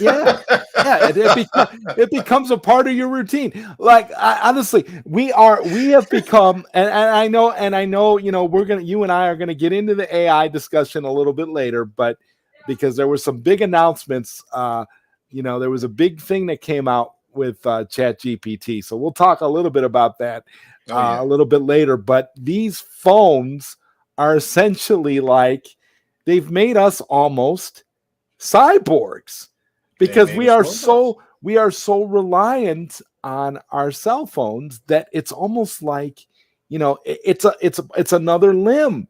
It's another limb. Exactly. It is something connected to your body now that you almost can't survive without. It's like, and it's funny that we're talking about this now, because I was looking at this YouTube channel, and they were talking about, I can't remember what it's called. I think it's like Closer to the Truth or something like that. But they talk about all kind of stuff, everything from the Big Bang to particle physics to consciousness to life after death. They talk about a whole wide range of stuff. So I think they made mention of how these things literally changed how our brains function. So like it almost like it rewrites the synapses of your brain. Right, like it created receptors, like cigarettes does. You know how it created receptors for the yes, and they were talking about how these could have done that, and that's probably why we can't put them down, and we can't live without them, and we can't.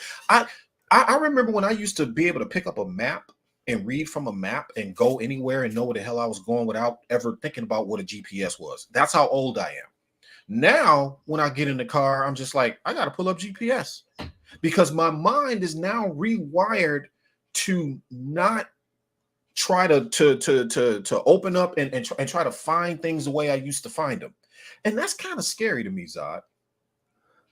Yeah, again, you know what I mean? The receptors, like you said, and it makes sense how, there's all this talk about Neuralink, where we'll eventually have chips in our brains that will allow us to be on like the same level as AI, because AI is going to be that smart. Some say it already is.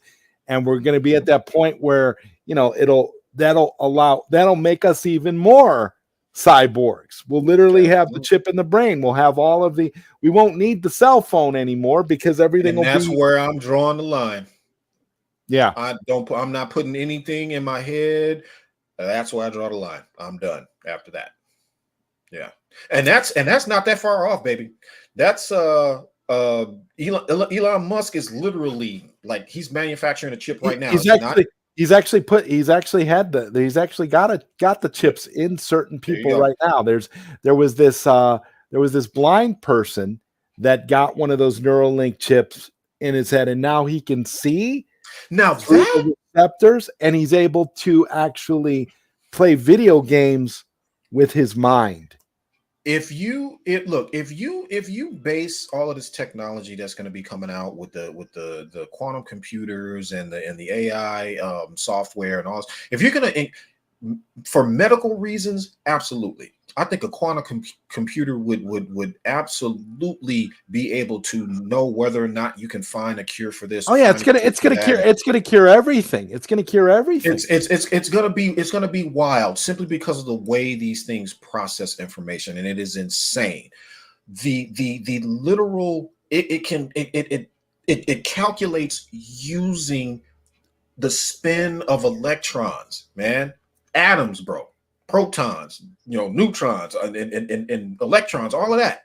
That's how it calculates, because an electron is in what they call a state of superposition. So it's in multiple probabilities. It's spinning everywhere all at once, like this.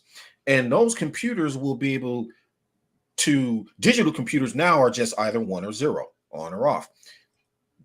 Superpositions mean that they're in the same states at the same time, ones and zeros.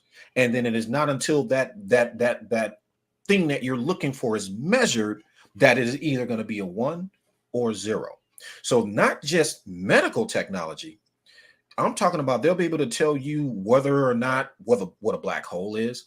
They'll be able to tell you or not whether we'd be able to get up to light speed with spaceships. They'll be able to tell us whether parallel universes exist. They'll be able to tell us whether or not we can go back in time, Zod. They'll be able to do all of that, calculating the quirks that already exist in the universe.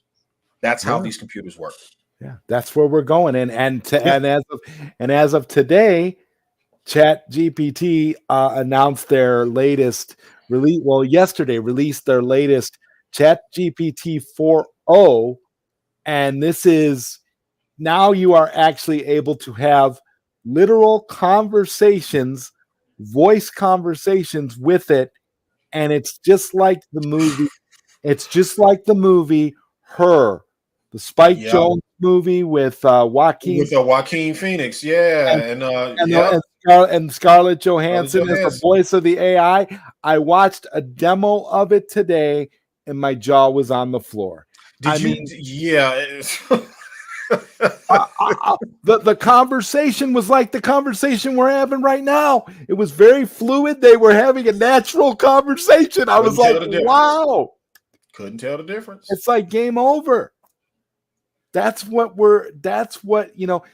movie is literally the blueprint of the direction AI is headed in. Zod, this entire world, our entire lives are just like the movies we watch. These people are literally manufacturing we're manufacturing our own destinies.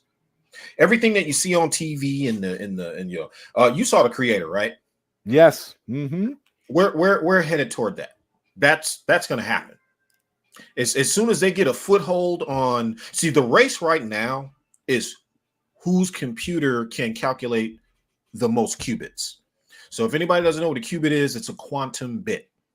So basically, like I said, not a 1 and a 0, but it's calculating on electrons. So they're in a race right now to see which computer is going to be the fastest and how many qubits you can get in that computer. Before, after that, they're going to start making weapons. And you can guess what's going to happen from there. Yeah, it's a guarantee. And, the humanoid robots are about to hit the assembly line. We're getting to that point where, again, something that's near and dear to both our hearts, Blade Runner. Okay. Yeah. We're headed down the Blade Runner path. It's coming. You're not going to be able to discern the difference between these humanoids and real human beings. It's going to be. Well, think about it. Think about it. Skin is rubber right now. You can obviously tell it's all fake. But how long is it going to be before these computers will be able to tell these scientists how to make a synthetic skin that feels real and that can break down just like real skin does? It already exists. It's called cyber skin. They're already doing it. See, look, I'm already behind. They're already doing it. I'm at the point, Charles, where I've come to realize, imagine, you're nowadays they're on the dating apps and they're looking on the dating apps and they're matching with these humanoids, not realizing they're not actually human, but they don't have to be because you won't be able to tell the difference anyway. So they say that AI is writing books every 2 weeks. Yeah, AI is writing like books every 2 weeks that surpasses every book that's ever been written in history, and they're doing it every 2 weeks. Oh yeah, and they're all over, and they're all over Audible too. That audio, Amazon's audio. They're saying that we won't be able to tell the difference. Like when we see, they're saying that you're going to have to create. I was watching this show, man, and it was really, really riveting. But it was on YouTube. But the guy was talking about how you won't, if you don't go out and meet people and Yeah. you don't go out and touch them and say, hey, this is a safe space, we can come and we can chop it up or whatever, you're not going to be able to tell the difference between who you're talking to online.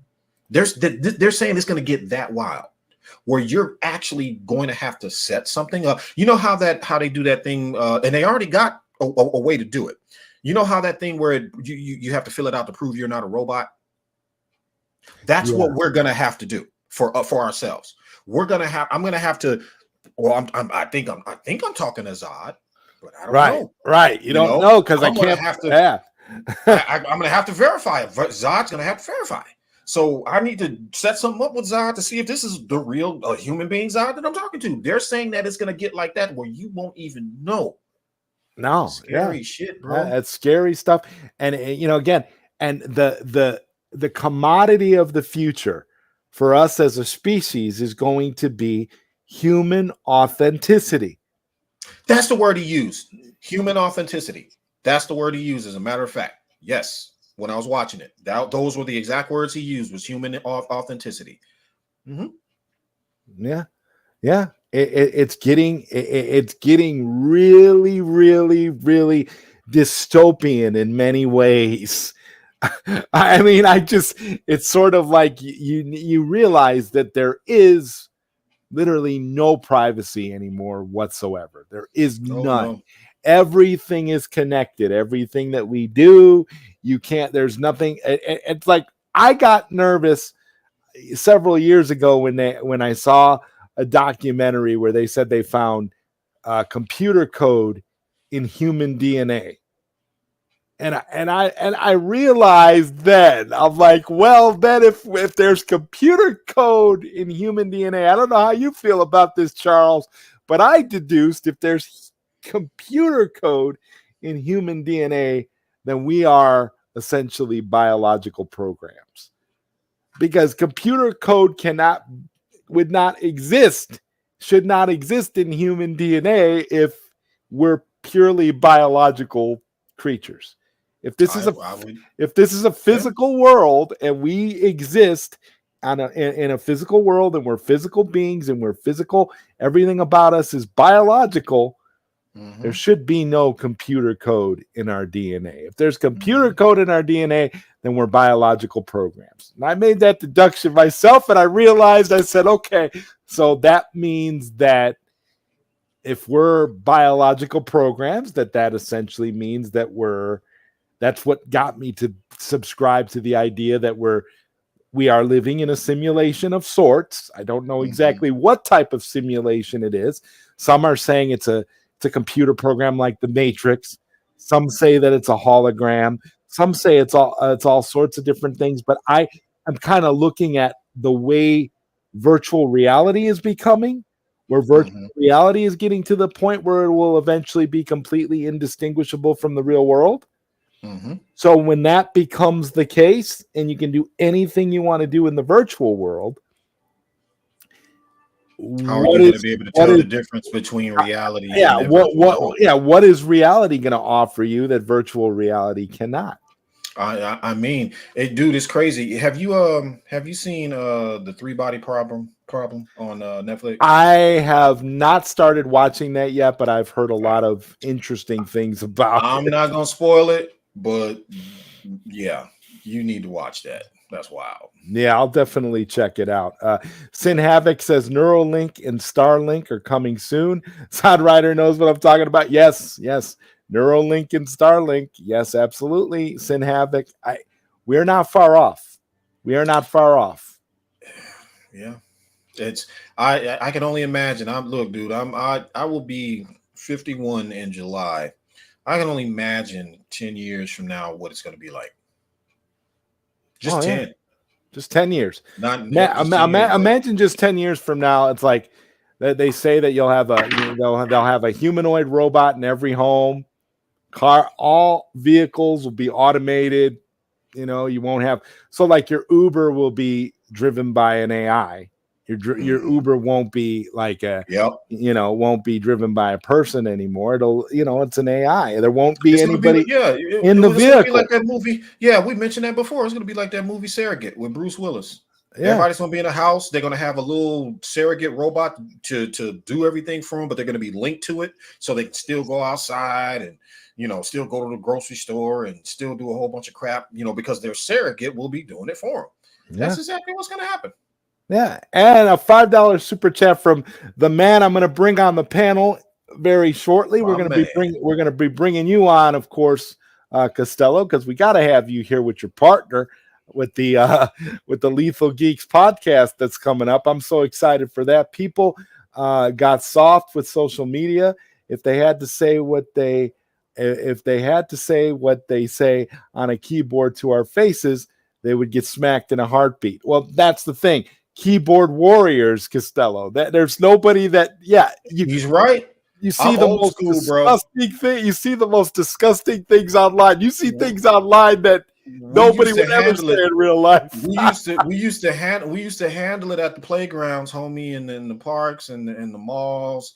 Look, I'm that dude.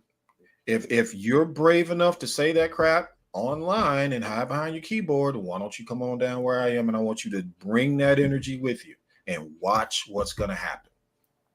I'm gonna knock you on your ass like your mama should have done and your daddy should have done. That's what I'm gonna do.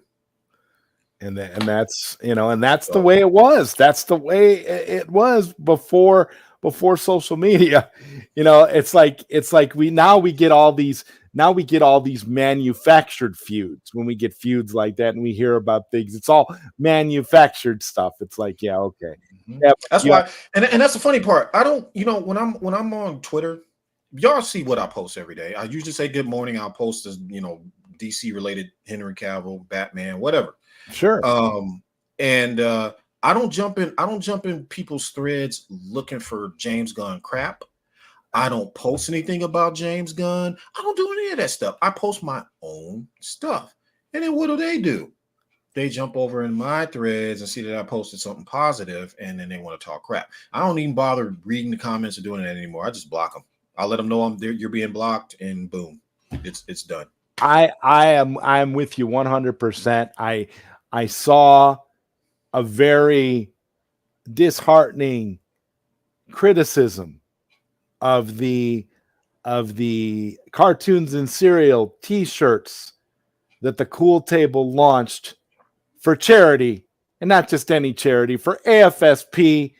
They launched these beautiful shirts that the Good Austin designed. Shout out to the Cool Table or the Good Austin if you guys get a chance to watch this show on replay, or if you come later.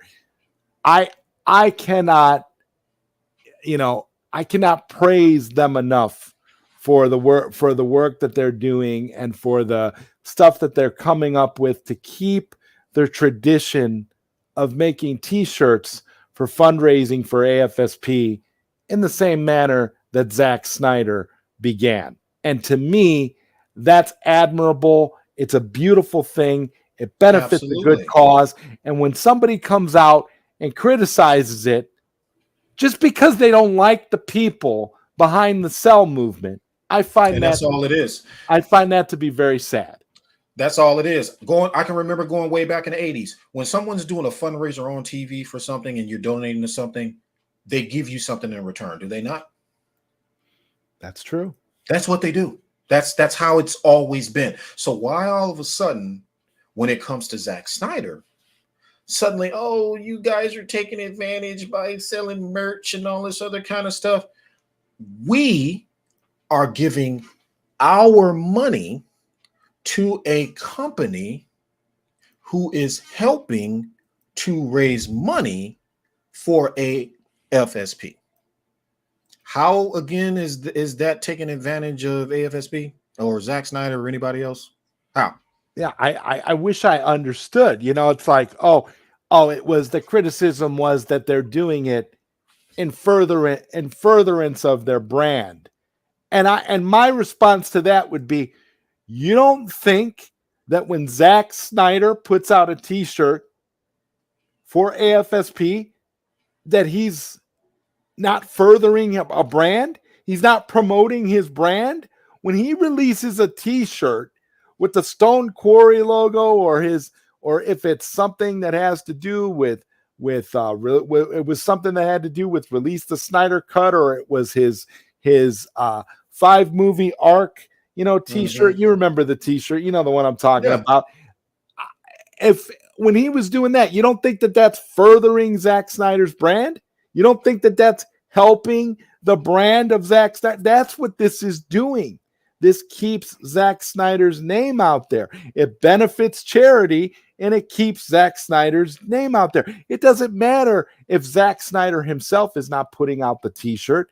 If the Cool Table is putting out the t-shirt and they got the blessing from Zack Snyder's people to put out these t-shirts for the Cell movement, to commemorate the Cell movement, they are essentially God is blessing. They are essentially doing what Zack Snyder has been doing. They are continuing to keep the name out there, keep the brand out there. Yeah, it's benefiting the brand, but it's also benefiting AFSP. And there's absolutely nothing wrong with that. I don't understand. I mean, people will go to such great lengths. It's us. It's us. We everybody is so salty and so wrapped up in their own shit now because of this. Doing what we've been doing for the better part of 3 years, it has taken a toll on people. Okay, not just them, but it's taken a toll on our people as well. It's like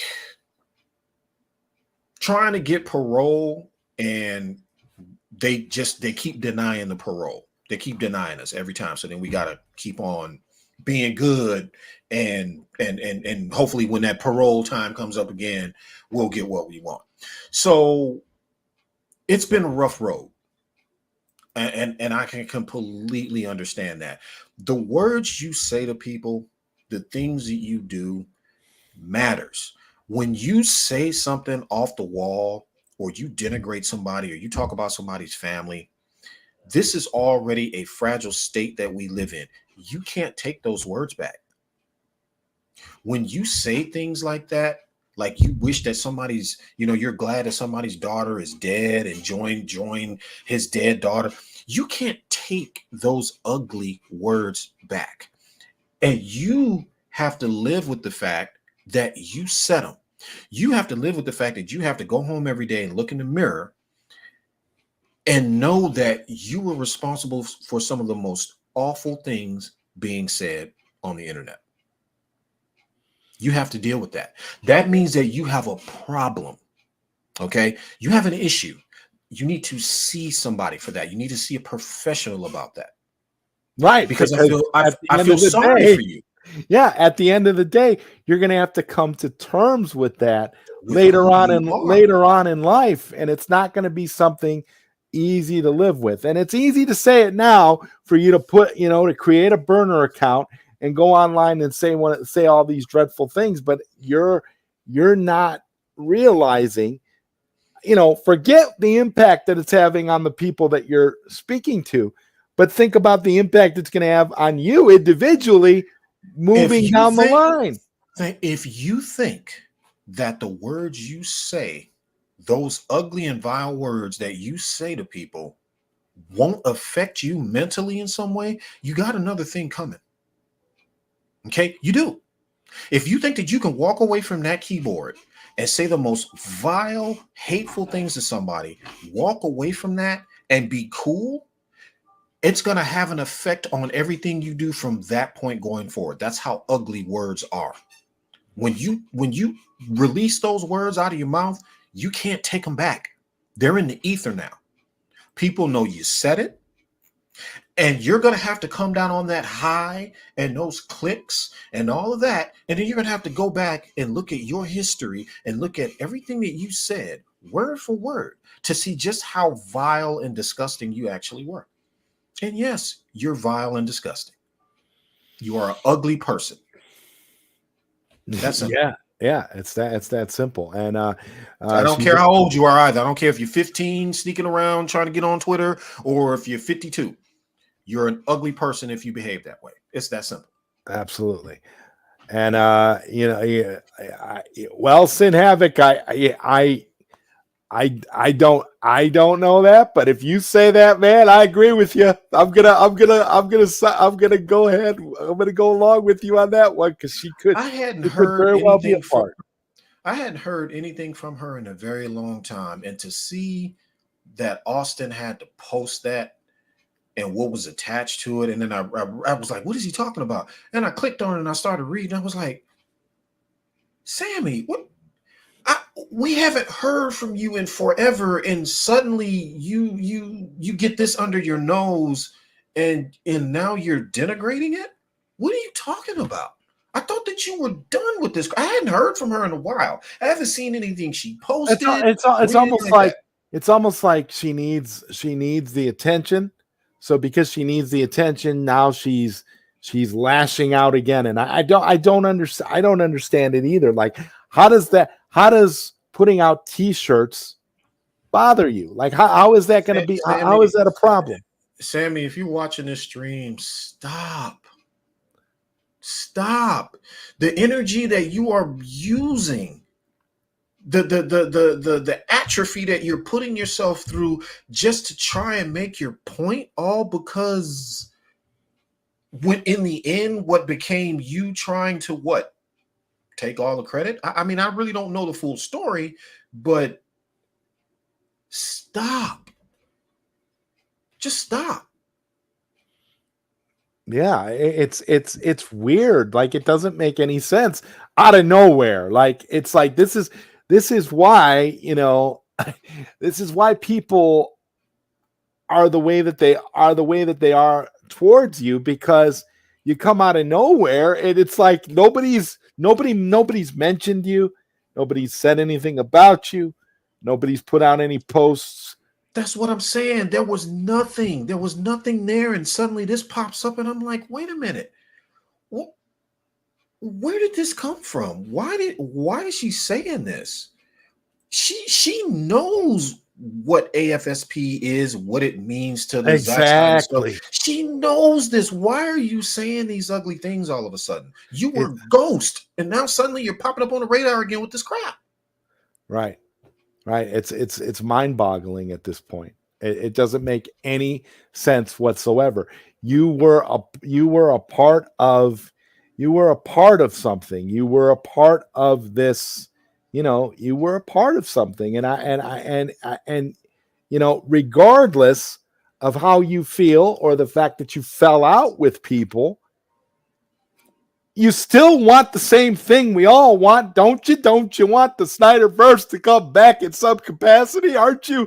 Don't you still want that? I mean, at this point, it's like we're arguing over just keep it semantics at about this that. point. And just keep it about that. That's what I'm saying. You people have fallouts. Okay, you're gonna fall out. You're probably not gonna be friends again, whatever the case may be. But it should not change what your modus operandi is. Your goal is still helping Zach. You Yeah. not liking the person all of a sudden or having a fallout with that person has nothing to do with that. Okay. If you still love Zach, you're going to continue to keep posting stuff about Zach. Post your own hashtags if you want. Fine, whatever. We follow the ROEs with the cell movement. If you want to post Restore the Snyderverse, by all means. I'm not going to tell you what to do. I'm not going to stop you. If that's your stick and that's what you want to do, then go ahead and do it. And I think that's what it was about, because we weren't mixing hashtags. Is that correct? Yeah. And because she wanted us to start using both of them or something. Right. And I never understood this. For me, and I'm with you 100%, Charles, like, it's just a hashtag. Use whichever one makes you happy. There's no reason to get all personal about it. If you feel if you feel like the restore hashtag is going to be more beneficial, and you think you're helping Zach that way, nobody's telling you can't do that. I think people misinterpret Sky and Leon when they talk about the ROEs and things like that. What they don't realize is they're talking about the cell movement's mission. They're talking about cell. They're not talking about anything else. So just because we're saying you got to use Cell ZSJL to Netflix, Cell Snyderverse to Netflix, okay? we're not saying that you can't use those other ones. We're saying that we've moved beyond those, that we don't see those as effective anymore. They're really not, because Restore the Snyderverse was shadow banned a long time ago.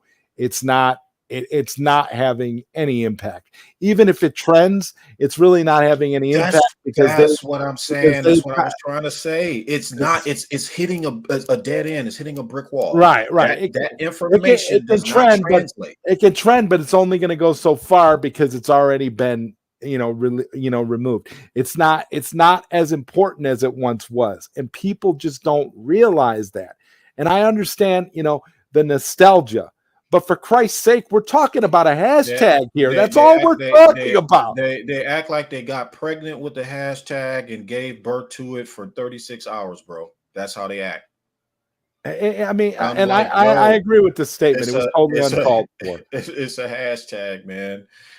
The direction we're going is the most effective direction to get us closer to what we want. That is all we're saying. That's it.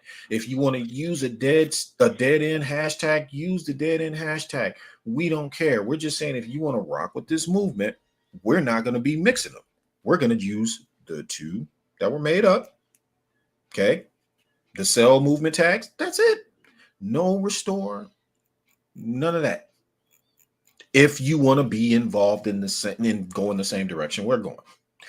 If Zack Snyder's universe is able to be restored, or whatever you want to call it, or it's Elseworlds over there, it won't be because of your restore hashtag. You need to know that.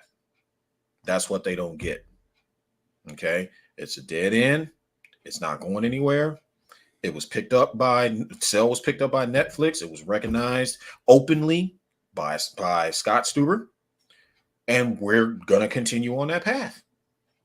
Okay, literally saw Dan Lin and Deborah walking together, talking business, as they say. So yeah, what does that mean? I mean, come on. So I'm just saying, he signs it, Jackson, sell it. I'm just saying, sell is the way. We've been saying that the whole time. I've been doing a lot of been doing a lot of tinkering and stuff with AI lately, and I've gotten into some songwriting, and I've made and I've been basically producing my own songs, writing and producing my own songs through AI. So I think this is a little bit appropriate. I went and I wrote this song about Snyder Queen. So I want the audience to kind of take a listen and let me know what you think. Here we go. It's a short song, because I really didn't, but I played it for somebody whose opinion I value, and this person really liked it, thought it was good, so I figured I'd play it on the show. What the hell? Here it is, guys. Phil used to be so wonderful and inspirational. He made the cell movement seem like it was made of gold. You helped bring us all together. Your contribution was epic and fun. But then you turned on all of us, and we now know you are not the one. Snyder Queen, Snyder Queen, how did you become so bitter and mean? Snyder Queen, it's such a shame how you backstab all your friends. It's totally Snyder Queen, Snyder Queen is all got clout for you, and unfortunately all your ugliness is true.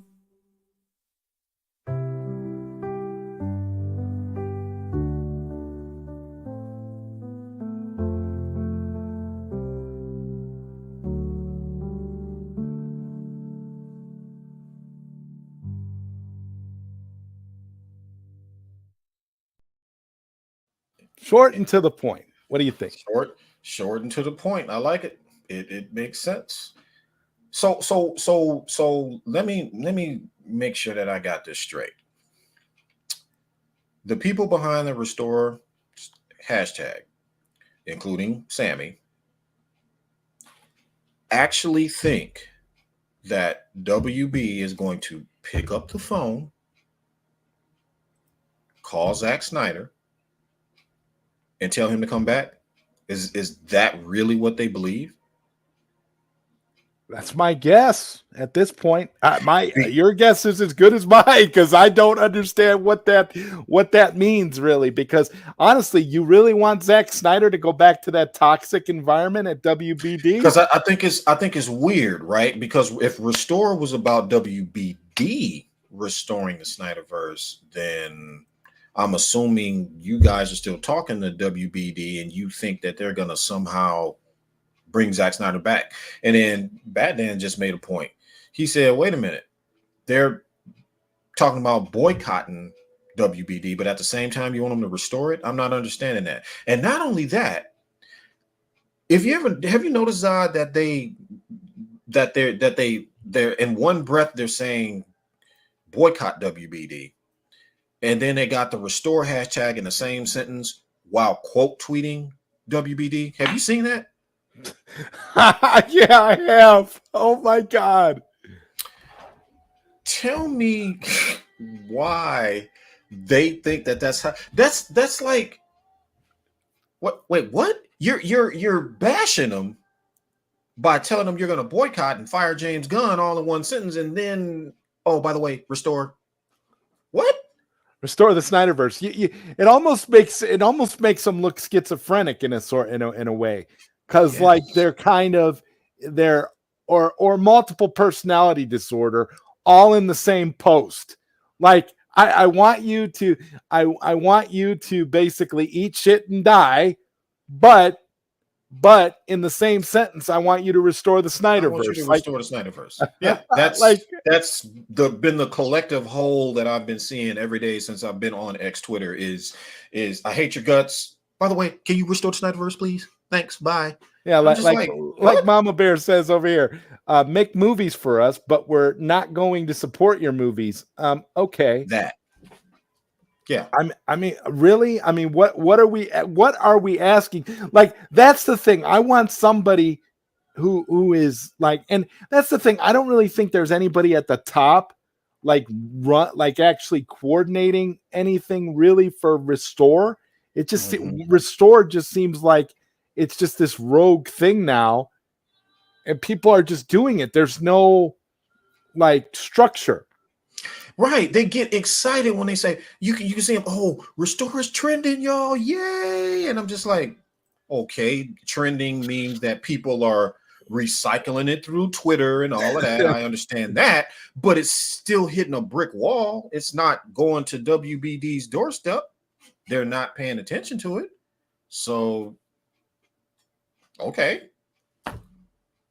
Ours actually has a voice. You know, our sale hashtags, they've been recognized. They have a voice. They've been put out in the zeitgeist, as they say. So I don't know, bro. I'm not sure. I'm not understanding, and I wish I knew like what the actual credo. I know what the credo was back when Restore started, because Restore started right after Release the Snyder Cut. Once we got the Snyder Cut, shortly after, Restore the Snyderverse. That's when it meant something. When there was actually a possibility that it was something that could happen, that they could restore the Snyderverse based off of the popularity of Zack Snyder's Justice League. But that didn't happen. WBD went in a completely different direction. I think if AT&T it died when they lied to Cap. I think if AT&T were still in control, Scott Stanky, the head of AT&T, God bless him. Yeah. I think if AT&T were still running things, I think we would have got the Snyderverse. I think the Snyderverse would have been restored 100%. We would have. Yeah, we would have. What? Look, bro. It is no secret that you got a bunch of incompetence running WB. Period. And Zaslav is like a locust. Okay, he doesn't give a crap. He's all about shoring up DC to make it look good for people, get his bonus, and then he's Audi 5000. That's That's what's about to happen. He's going to move on to the next thing, just like a locust. He's going to move He's on. not, I can guarantee you that James Gunn's Superman movie is not going to do well. It just won't do well. And the people that love James Gunn are people that don't spend money. So they're not going to see the movie when it hits theaters. They're going to wait for it to come out. They're going to pirate it on torrent files, and then they're going to praise it and make it seem like it's the greatest movie since sliced bread, but it's not going to do anything because it's not going to make any money. What did he say? Let James Gunn cook. Yeah. Okay. We're letting them cook. We're not, I'm not stopping them. But if the other movies like Aquaman 2 and Blue Beetle and The Flash and the Shazam 2 are any indication, with their notes and handwriting all over that shit, and Peter Gunn producing all of that shit. And not only that, Charles, James Gunn couldn't convince his fan base, in air quotes, to go see any of those movies that he manipulated. He manipulated all the movies, everything that he, since he's been there, he's had his hand in. He ruined The Flash. He ruined Blue Beetle. He ruined Aquaman 2. He ruined all those movies. And the only thing, okay, that he accomplished was continuing to build the venom and the divide on social media. That's the only thing that James Gunn contributed to. He didn't make any money. He didn't try to bridge the gap like a good CEO would have done. If he really cared about DC, he would have tried to appeal to the fans on both sides. Yeah, because you want to make everybody happy. Yeah, Andy Muschietti, he keeping secrets. Andy Muschietti did not want to make that Flash movie, not the way it was made. I can guarantee you that. When all they had to do was stop being bitches and let Rick Famuyiwa handle that shit. He got you. He got the script, dog. This is it. He already got it. Let my man do his thing. James Gunn, and I don't care what anybody says, and I normally don't talk about James Gunn unless somebody brings him up, but I'm going to say this. James Gunn, in my opinion, effed those movies up on purpose. Absolutely. He did. He effed up The Flash on purpose. It does not matter. You're talking about go support The Flash, go support Black Adam, go do this, go do. It would not have mattered. This was DC's destiny to have Gunn run it. Yep. Okay. If you think that they're going to fire James Gunn, I encourage you to wake up. Okay. They're not. Zaslav, and I quote, said he is on a mission from God. These are the words that he used to describe James Gunn. Okay. Yep. 100%. He ain't getting fired. The only way James Gunn is getting fired is if Superman tanks. That's it. And if Superman tanks, if you think that I'm gonna be up here laughing and giggling and all over the internet talking shit about it, and I'm not gonna celebrate this failure. And do you know why I'm not gonna celebrate it? Because it is still a stain on the brand that I love, which is DC. Amen. I'm not celebrating this shit. I'm gonna be pissed if this movie fails. And I told Sil this. I said, Sil, you go see it. If you tell me that movie is the bomb, I'll go watch it. If that movie fails, I'm gonna be pissed. I'm gonna be mad that starting from when he announced it to 2025, that I wasted 2 more years of my life waiting to see if this man has the chops to make a film that can make me shed a tear when I leave the theater. That's it. If you can't do that, if you can't bring it home, or somebody says, don't bother going to see it, Charles, it's just like all the other movies, I'm going to be mad. It's that simple. I'm going to be pissed off because you shit on our brand once again. How is it that we give We care more about, look, if they gave us all jobs right now, we'd run that shit better than they would. Let me tell you what I would do. If I woke up one morning and suddenly I had $100 billion, I was Elon Musk rich, right? Let me tell you exactly what I would do. I would start first with a hostile takeover. I would buy all of DC and all of the debt combined. There with the debt and what it's worth, it's about $80 billion or something like that. I'd buy them shits. I would buy everything from them. And after I buy their debt, I'm firing everybody. Everybody's getting fired. And I am literally starting from scratch. That's what I'm doing. Everybody's getting canned. And then once everybody's fired, I'm going to extend an invitation to Christopher Nolan, to Zack Snyder, to Rick Famuyiwa, to Patty Jenkins. I'm going to extend an invitation. It's y'all's if y'all want it. That's great. great. That's literally what I'm saying. Is y'all, I just bought all this shit. It's y'all's. It's y'all's if y'all want it. That simple. Or I'd buy it. And if Zach's already at Netflix, I'd be like, hey, Netflix, how much you want this for? Let's talk. I just bought it for 50, 60, $70 million, $70 billion. What you want to give me for it? If I give you this, I have one condition, Netflix.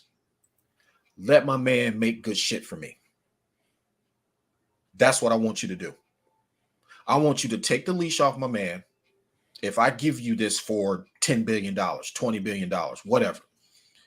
Take the leash off my man, and I got one condition. You let my man cook, you don't get in his way, and you let him do his thing, and I promise you, he will give you what you want, audience-wise. That's right. That's all I want. It's yours. I bought it from them. I'm going to give it to you. I'm losing money by giving this to you. I only got one condition. Make my shit right. If you can do that, it's yours. And I can ride out the rest of my golden years watching cinema. That's what I want.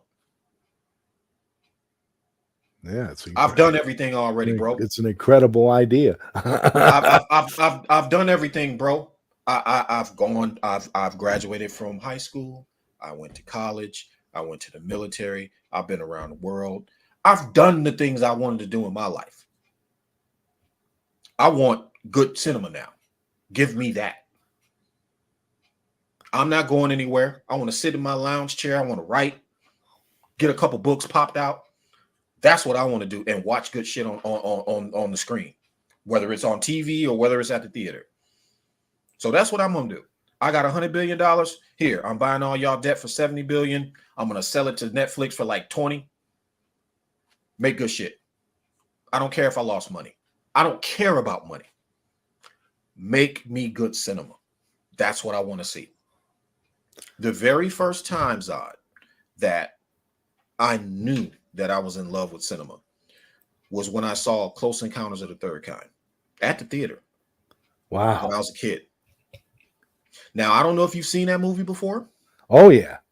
But the third, that epicness, that soundtrack, that score blew me away. And I was in love with film and TV ever since. And writing the whole process behind it, everything from them making the animatronics and the special effects, the paper mache planets, paper mache, all of it. I was hooked on all of it. Yeah. So that's how I feel about it. Like I said, money means nothing to me, and I literally mean that. If $100 billion dropped in my lap, I'm buying WBD's debt. I'm hostile taking care, hostile take over. All that, all of it is gone. Everybody's fired, and then I'm going to sell it to Netflix for cheap. And my one condition is you let Zack Snyder cook, and you hire people like him to make good quality movies for us fuddy-duddies who are tired of this bullshit. That's right. That's what it is. Because that's what it is at the end of the day. It's all bullshit. It's bullshit. It's mindless drivel that I know nothing about cameras and how to operate them, Zod, and I can shoot that shit. That's how I feel about it. That's how mindless it is. Give me a budget. Because that's basically what they do, right? The one that wrote Miss Marvel, what did they say? What did they do? They gave her a budget. Oh yeah, they Didn't can't. know They don't hire. They don't hire directors now. They cast directors. Yeah. They- She didn't know shit from Shinola when it came to the Marvels or comics or anything else. They just said, "Here, make this movie." oh yeah, Because it's a mandate. You're a woman. Go ahead, right? Direct Right. this movie. Direct this movie. Don't put any thought or effort into it. Don't read and study the characters. Don't look at the dialogue. Don't do any of that. Yeah, just get the shots. They're essentially they're just hired hands. They're brought in. They're not. That's why they don't like Zach. That's why they don't like Zach. When Sony cranked out Madam Web, I can almost picture that with the chat GPT script. That was, I can almost picture that conversation. You know what they did? They went to chat GPT and said, "Hey, make me a script for Madam Web and make them do this, and this." Chat GPT spits it out. They look at it and they're like, "Good enough for me. Go find a director." That was literally the conversation. Probably. We have a mandate we have to fill, a spot we have to fill. So just find a director, make this movie. And you know what? I'll take it one step further. Had that movie been a success, that would be the method they would be using going forward from now on. They would just be like, let ChatGPT spit it out and see what happens. We are literally out of ideas. Look, let me tell you something. And this is why I like writing. This is why I think writing is the most important process, because it starts with whatever you can think of up here. Okay. So that's the problem right there. My brain is going to explode if I have to try to think of an original idea to crank out in the cinema. Now, superhero fatigue, that doesn't exist. Not really. They're using that as an excuse because they don't know how to hire people. And this should be a prerequisite. How much do you know about comic books? Should be literally the very first qualification. How much do you know about comic books? I read both Marvel and DC. I know everything about them. Prove it to me. What do you know about this story? What do you know about that story? And I'm talking the interviewer, the person that's interviewing them, it already knows about comics. They're you got to get somebody that's you got to get a comic book, the old time comic book guy that knows. You want an executive. You want an executive that knows, that sleeps with comics. You want an executive to sleep with comics. You want that executive to interview the director who also sleeps with comics, who snuggles up with them. That's who you want. You want people on board that live, eat, and breathe comic books. And I will prove to you that there's no such thing as superhero fatigue. Well, case in point, X-Men 97. It's almost like universally by everybody who's watched it, it's almost universally loved. That alone makes me want to watch it, and I'm not even into animation. Like I said, like that. I told you, that makes me want to watch it. I was looking at the way they animated the Zeus, the one that's on Netflix, Mm-hmm. And the Blood of Zeus, and I was like, wow, that animation reminds me of the shit that I used to watch way back when. It's smooth, it's fluid, it feels like it's, you know what I mean? I'm like, okay, maybe I haven't seen a lot of animation in a while, and maybe I'm biased or have become biased about animation and what I used to get from it versus what I think I'm going to get from it now. You know what I mean? So maybe that's the reason why I was biased about it. But yeah, and they say, hey, give that a try. So I'm going to give them a try. I'm going to watch them because I believe you when you say that they're really good. So I'm going to check them out.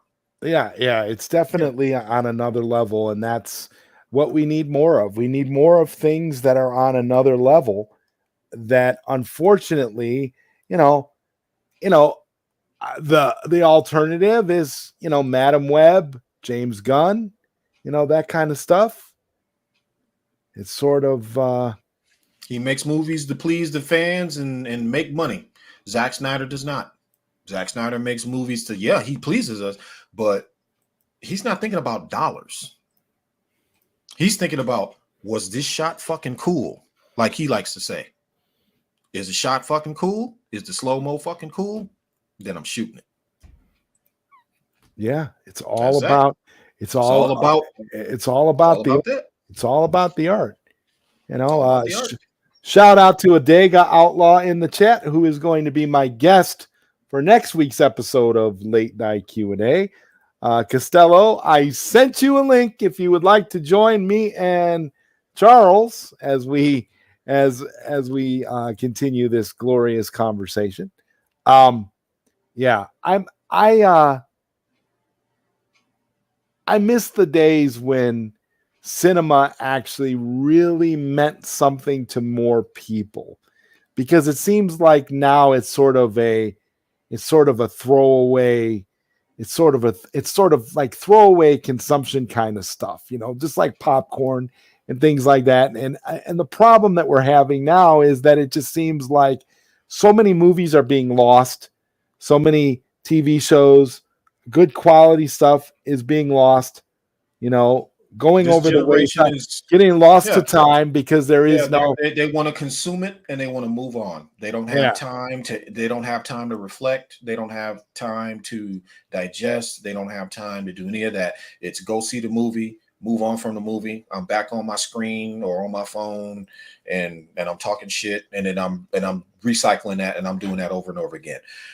The movie going experience was a pastime. Just like I said, it was a part of the Americana. It was woven into society, just like baseball. People love going to baseball games. They love, doing all of these things. These were pastimes that was part of Americana, and it's not anymore because people digest and consume things so fast. They don't have time to realize what it is that they watched, that they saw. They don't care because it's either too much for them or they can't handle it. I don't know what the reason is. I don't. Well, I can attribute one thing to this immediately, and that is you'll never be able to get the full scope of a great film by watching it on your cell phone. And I'm just going to put that out there because it's not like not like a TikTok video where, people, the thing is, we're creating these, short attention spans by allowing people to just get hooked on these 7-second videos, 13 seconds, 20 seconds here. And I think it's doing something to their brains. And it's damaging. It's damaging. It is. It's like, you're not giving your brain time to process real information. You just watched a 7-second video of somebody blowing up something or spilling something or flipping over something or farting in front of an elephant. I mean, it's and you do that every single day. It's like it's a bad dopamine hit. Is what it is. You don't absorb any real information about the world. And I get it. The world these days is a fucking nightmare. It's a scary place. I understand that. But I'm the type of person where I like to keep a good bead on things, if you know what I mean. I don't want my head to be down when the shit hits the fan. So I'm going to, as ugly as that information is, I'm going to make sure that I'm in the know. It's the health equivalent of eating a Happy Meal every day for the rest of your life. And that's what this kind of thing is doing to your brain. And like you were talking earlier about how it how it's like the cell phone has created these recesses in the brain where it's just kind of like we're rewiring our brains because we're so ingrained with the phones.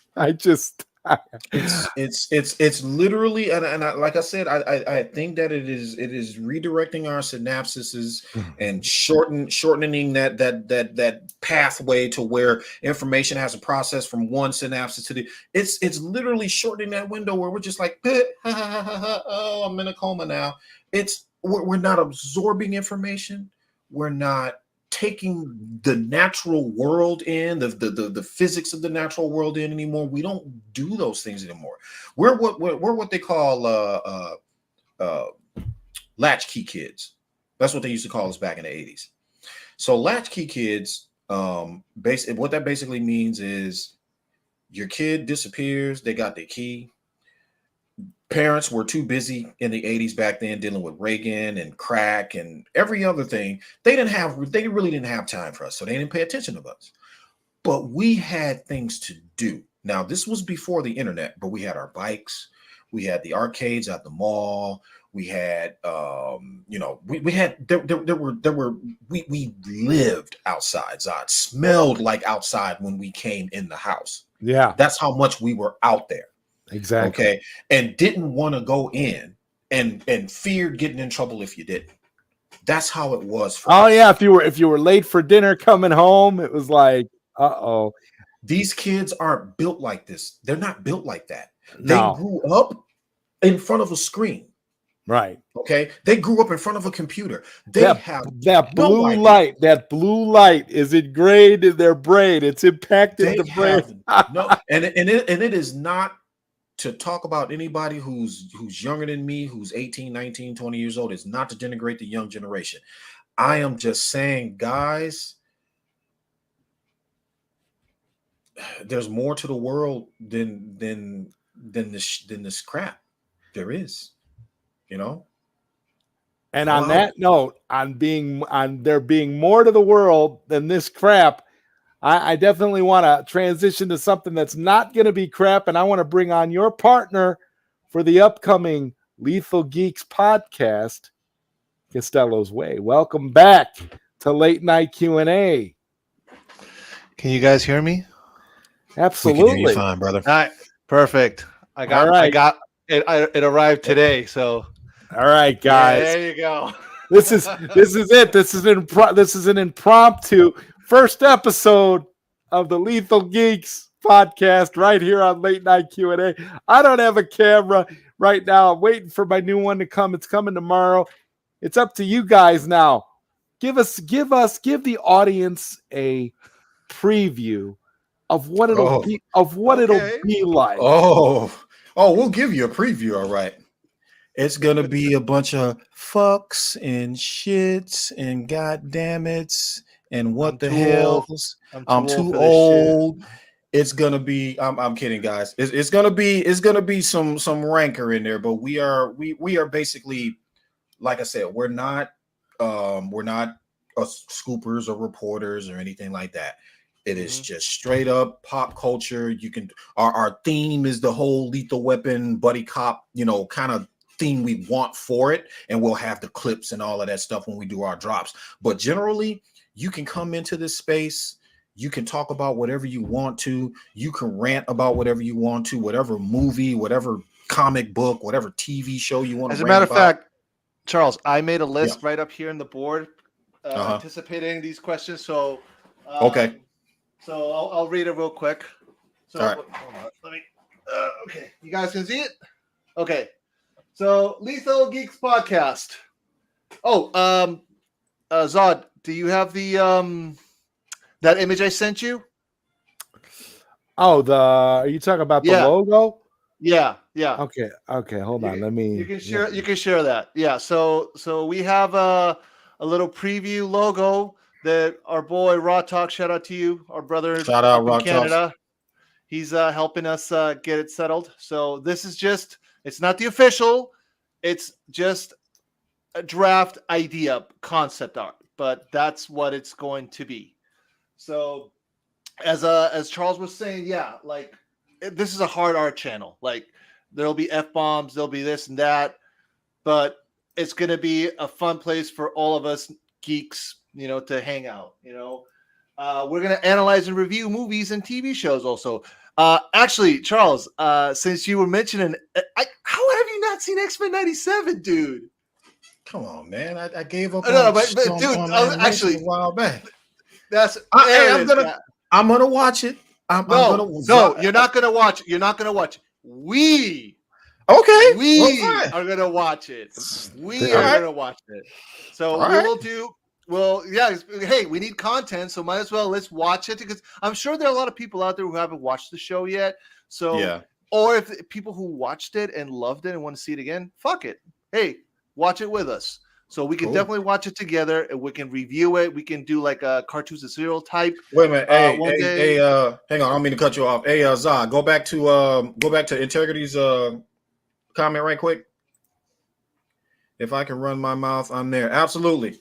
There you go. That's what we're talking about right there. We obviously respect. This is a family, and we know that most of the people that are going to come in, we already know that are from Seal's channel and whatnot. So, but yeah, you come in, talk about whatever you want to. Like I said, our main rules is the political one. Do not bring that Biden, Trump, Kristi Noem bullshit to this channel. We're not having it. If you bring in politics, you getting banned immediately. Done. We are here to talk about geek shit, pop culture, movies, TV. That's it.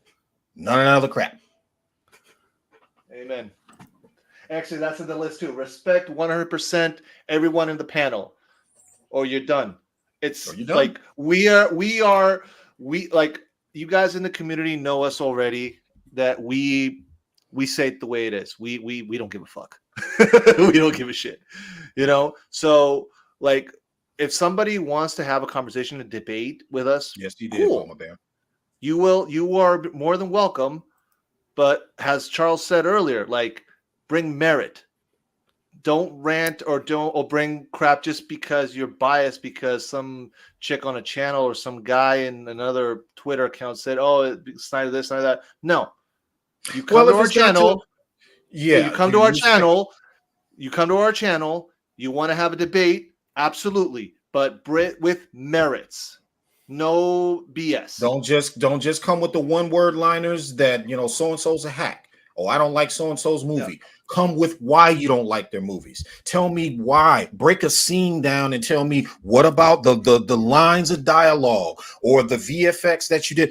Break that shit down. Don't just come up here and say, "Oh my God, he makes horrible films. He's a hack." That's not a criticism. So if you're just going to be disrespectful, don't even bother. To answer this question here, they're from Adega Outlaw. How about the politics of sci-fi and fantasy? Oh, that's cool because it's you're talking about the movie. We're talking about personal politics, right? That's what we're talking about. The world. We don't care. Already, we don't care. We don't care if you're left, right, middle. We don't care. You can have your politics. You can have your religions. Just don't bring it to our channel. Period. Don't bring it to our channel. I'm banning you. That's it. We are also analyzing and reviewing movies and films and TV shows. Things that we like. We're like Charles. Oh, Charles, I forgot.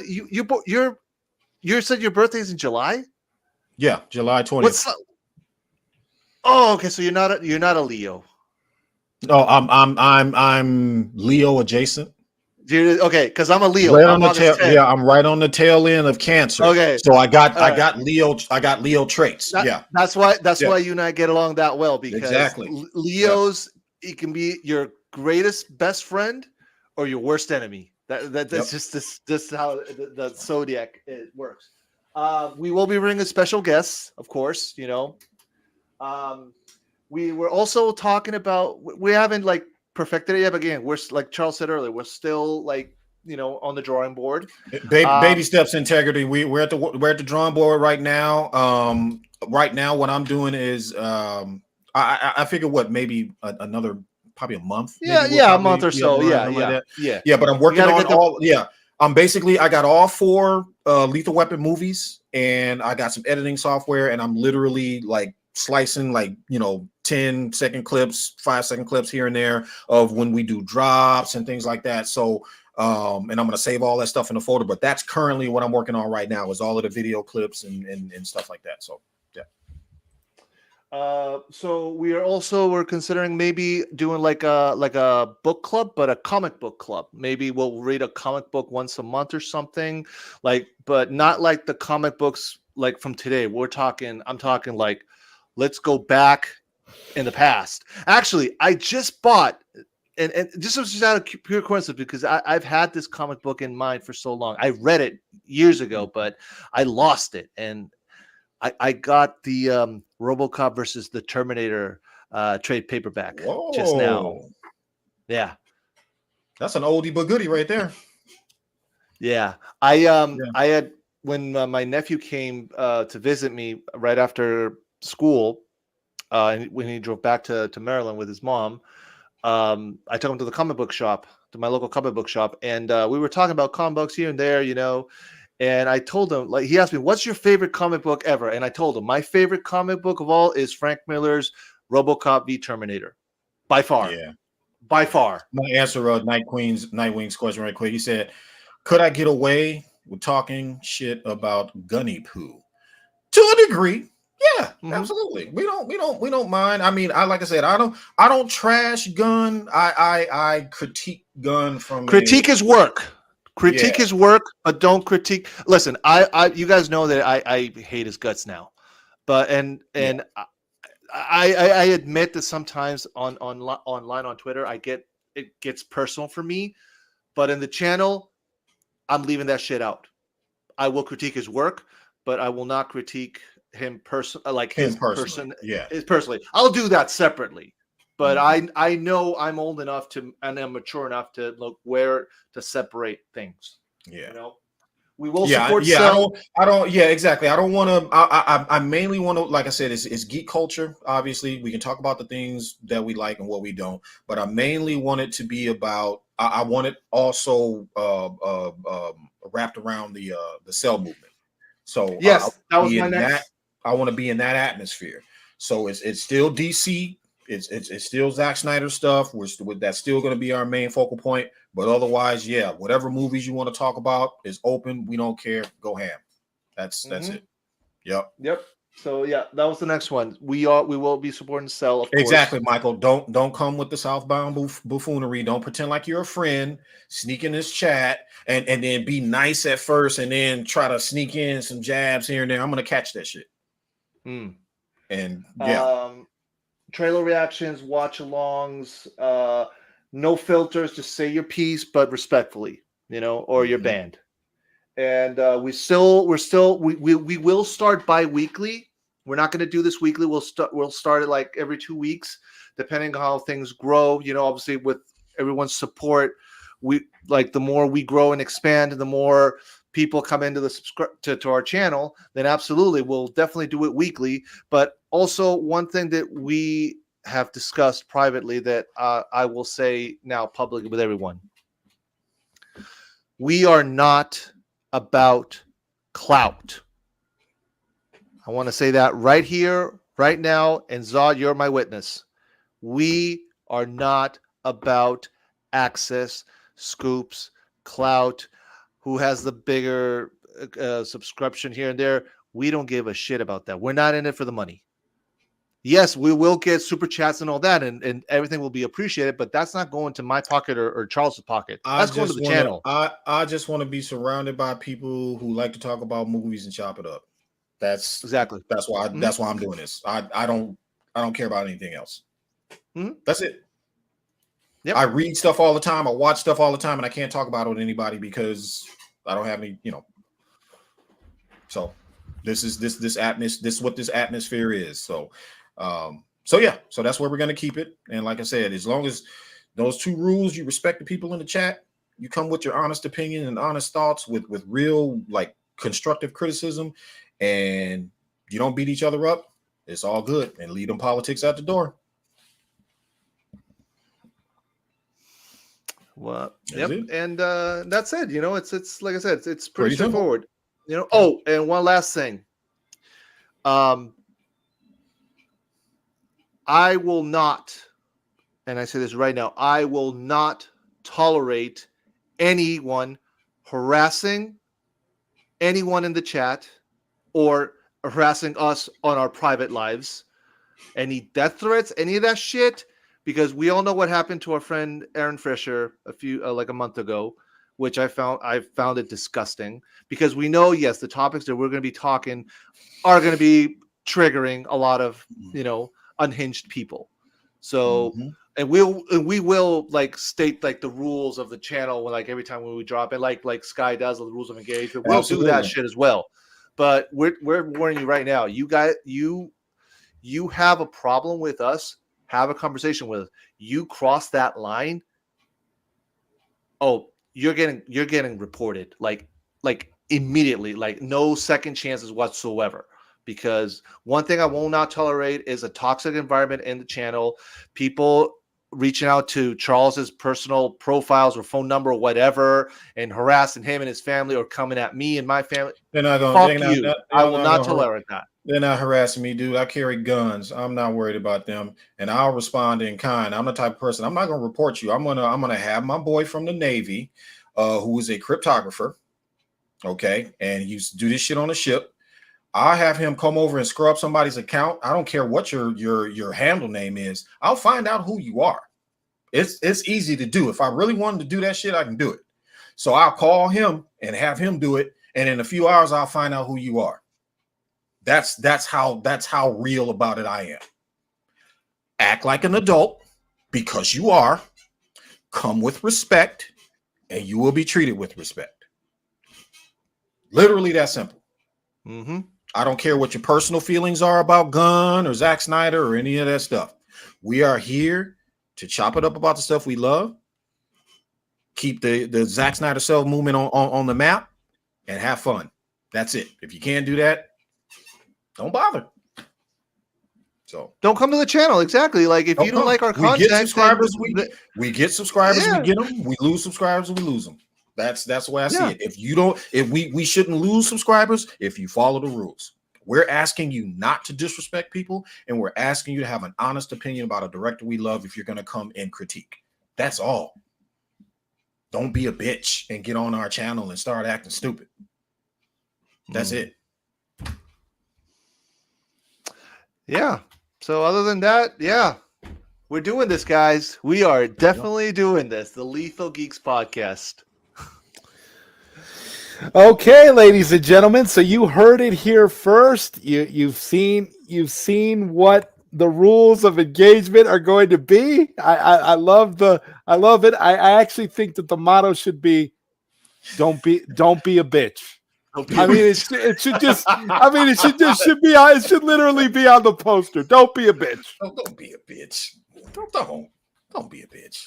Don't be a bitch. All right, let me write that down before I forget. I gotta write it. It's so good. Yeah, we got some great ideas, guys. We cannot wait for you to see how this is all going to be put together. So can I tell him? I'm going to tell him. I'm going to tell him what the first one's going to be.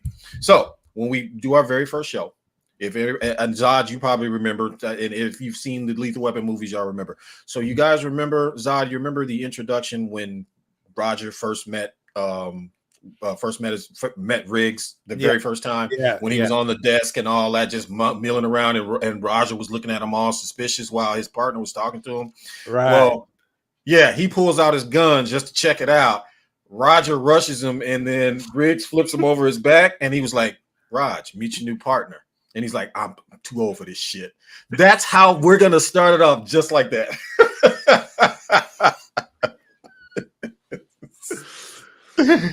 It's gonna be fun. It's gonna be fun. I'm gonna have a lot of fun. We're gonna have a lot of fun with this, and guys, that's the whole idea. We just want to have fun. We just want, like Charles has said, like, he was gone to the movies and watched TVs and doesn't have who to talk to about it. I'm the same way. I just wanted this little community that we built.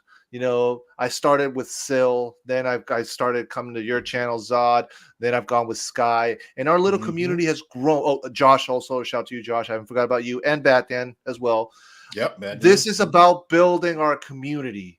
That's all. You guys are my friends. I don't see you in person, but it is what it is. Technology has brought us together. I consider you guys friends, and I want to have fun and hang out with my friends. Exactly. But when I tell you also guys that I love you I guys, also got, I do. I got my friends back also, like that, and that's what's important. You know what happened now this week with the AFSP shit. Fuck you. If you're watching, fuck you. Charles might not say it. I'll say it. Go fuck yourself. How dare you? I mean, you haven't, like I said, I was telling Zod, she hadn't popped up in the radar in a very long time. And then you come out and say this stuff about it is just asinine. It's wasted space. It's wasted energy. And I don't understand why they keep doing this shit. Attention. That's it. That's what it is. It's just attention. You're desperate for attention. And like, you see this person's Twitter account, they have a lot of followers, like 10 times more than I do. Well, guess what? I don't give a fuck. I really don't. I don't care if I have 1,000 subscribers. I don't care if I have 100. I don't care. Again, I just like talking about geek shit. I just want to talk. Thank you. That's all I'm gonna do. The only question I have to that is, should I play it again? Y'all want to hear it one more time? Oh, the song. Dude, sure, why not? You guys want me to play the song one more time? Because I'll go ahead and play it. Okay, why not? Oh, wait, hold on. How about if we also plays the clip of the intro? Might as well, right? Go ahead. All right, can you do both? Do you still have that video I sent you? Okay, which video are you talking about? The one of the intro where Roger first meets Riggs. Okay, you sent that to me. Okay, yeah, I did. Yeah, I see it. It's the 57-second video. Okay. Yeah. Okay, I see it now. I could go ahead. Actually, I could go ahead and play that. Let me do that because that's let me do that first. Just to add to the. I hope I don't get a copyright strike. Well, what I was going to ask before you play it, actually, that's what I was going to ask. Now, is it going to be the whole 70 seconds because of the copyright strike, or should we shorten it to like the main part where, you know what I mean? It's 57 seconds. It might be a little bit too long. You might want to. That's long. Okay, right? That's what I thought. Right. That's what I thought. Chop it up to the part where he immediately runs out. You flip me. You flip me over. He flips him over the back, and yeah. But once the channel is ready, we'll make sure we edit them properly. That way we don't get copy strike or anything. But yeah, do that, Zod. Yeah, can you fast forward, Zod, to that part, like the part where he rushes him and says gun, and then. Yeah, I'm trying to. I'm finding that portion now. Yeah, I think you would get hit with a copyright strike just because it is. I think it has to be. I think it has to be less than less than 50 seconds. I think you can get away with like 30 seconds or 35 seconds, but I think with clips you got to be careful too. Just like that's what we thought. Yeah, that's what we thought. Yeah. Well, same thing with the name. That's why we decided, let's just switch it up. And Rocks was very like, hey, Phil, just do it like this better, just to avoid drama, and valid point. So yeah, we're still learning. We're learning as we go. Yeah. Okay, hold on. Yeah, the technicals. I'm like, yeah, whatever. We're too old for this shit. Exactly. Okay. All right. So we'll go ahead and share that. Can you see it? Okay, this will be your you guys' opening intro. It's gonna be amazing. Let's go ahead and play this here. Gun!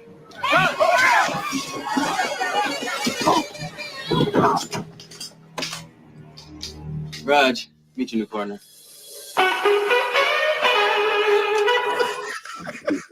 Shit. And then just cut it off right there. Yeah, that's it. There's your clip. So yep. Yeah, we can let's see here. Gonna go ahead and do that. I'm gonna go ahead and now I'll go ahead and play the song again for those that may have came in and missed it or may have not heard it. You know, my short but sweet little song about the Snyder Queen. So here we go, guys. You used to be so wonderful and inspirational. You made the cell movement seem like it was made of gold. You helped bring us all together. Your contribution was epic and fun. But then you turned on all of us, and we now know you are not the one. Snyder Queen, Snyder Queen, how did you become so bitter and mean? Snyder Queen, it's such a shame how you backstab all your friends. It's totally Snyder Queen, Snyder Queen is all about clout for you, and unfortunately all your ugliness is true.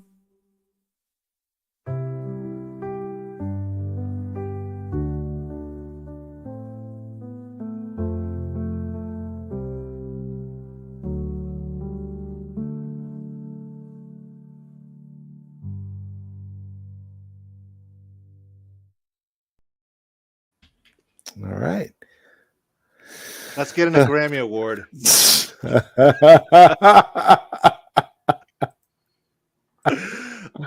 Batman. It's actually pretty sad when you think about it, though. How we got here over a film.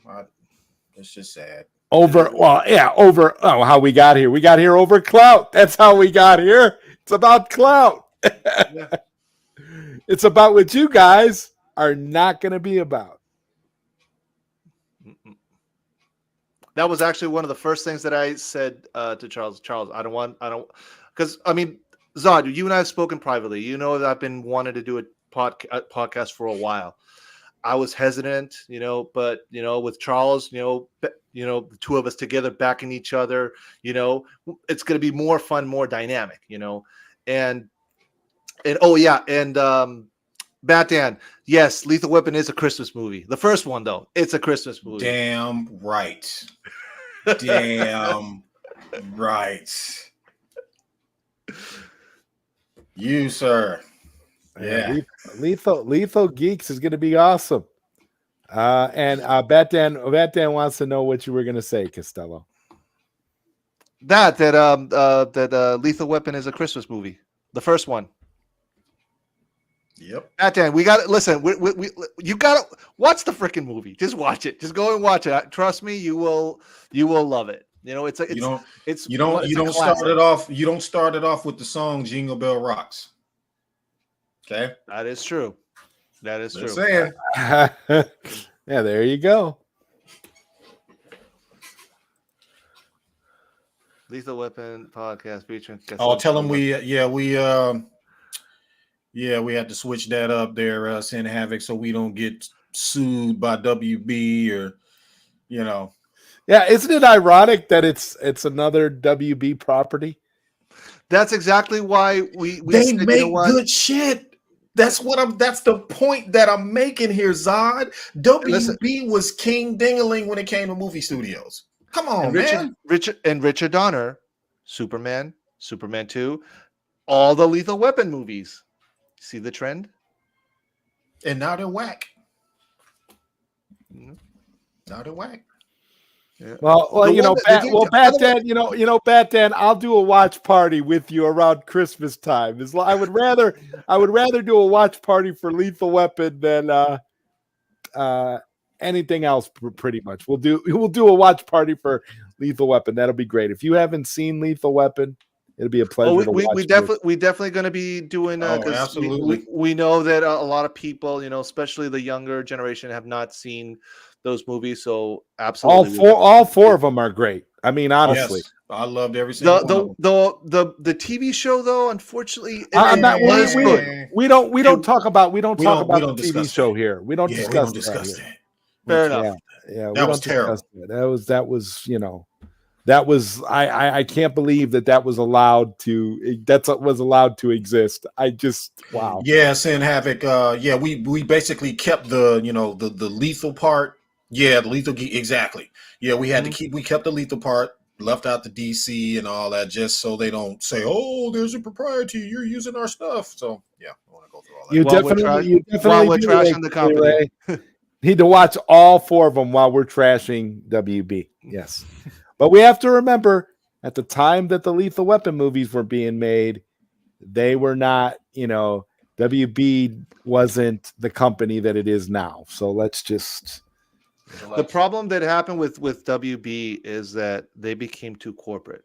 They shifted away from like storytelling, original filmmaking to, okay, I need to check a box.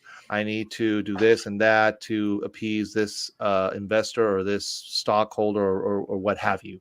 They moved away from that. And yes, Charles is right. Like they were fucking great at making movies. There's so many. Bro. Listen, HBO has a great IP catalog because they're all great films made by WB in their prime.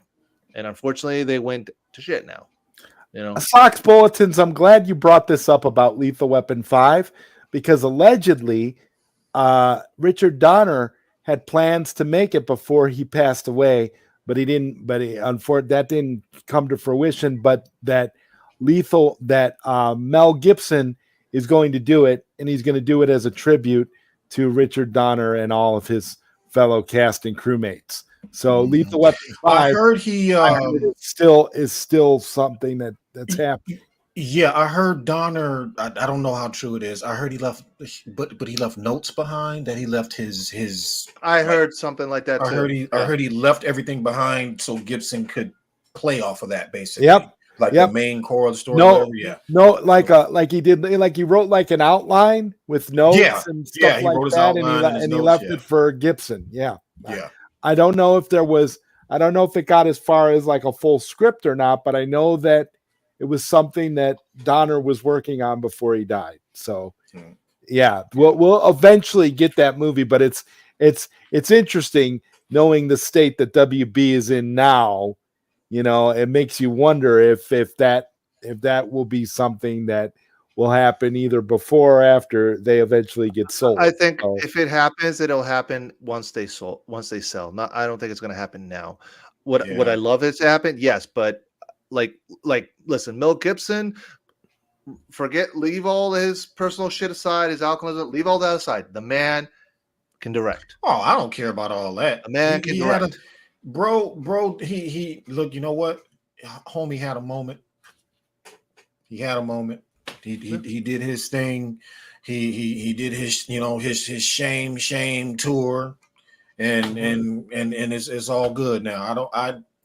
So what? You know what I'm saying? Exactly. We all got personal problems, bro. We all got problems in our lives. Exactly. And we move on and be done with it. I'm not a judge. I'm not a lawyer. I don't care about all that. He made good movies. He makes good movies. So that's what matters to me. Okay. And then Sin Havoc says here that he heard that it's like a scrapbook or something with tons of ideas. Yeah. It was like his notes and and he had yep. Yeah, Mel Gibson is a great director. He's a great director, dude. I don't care about his personal problems, man. Yeah, absolutely. I don't care about all that other shit.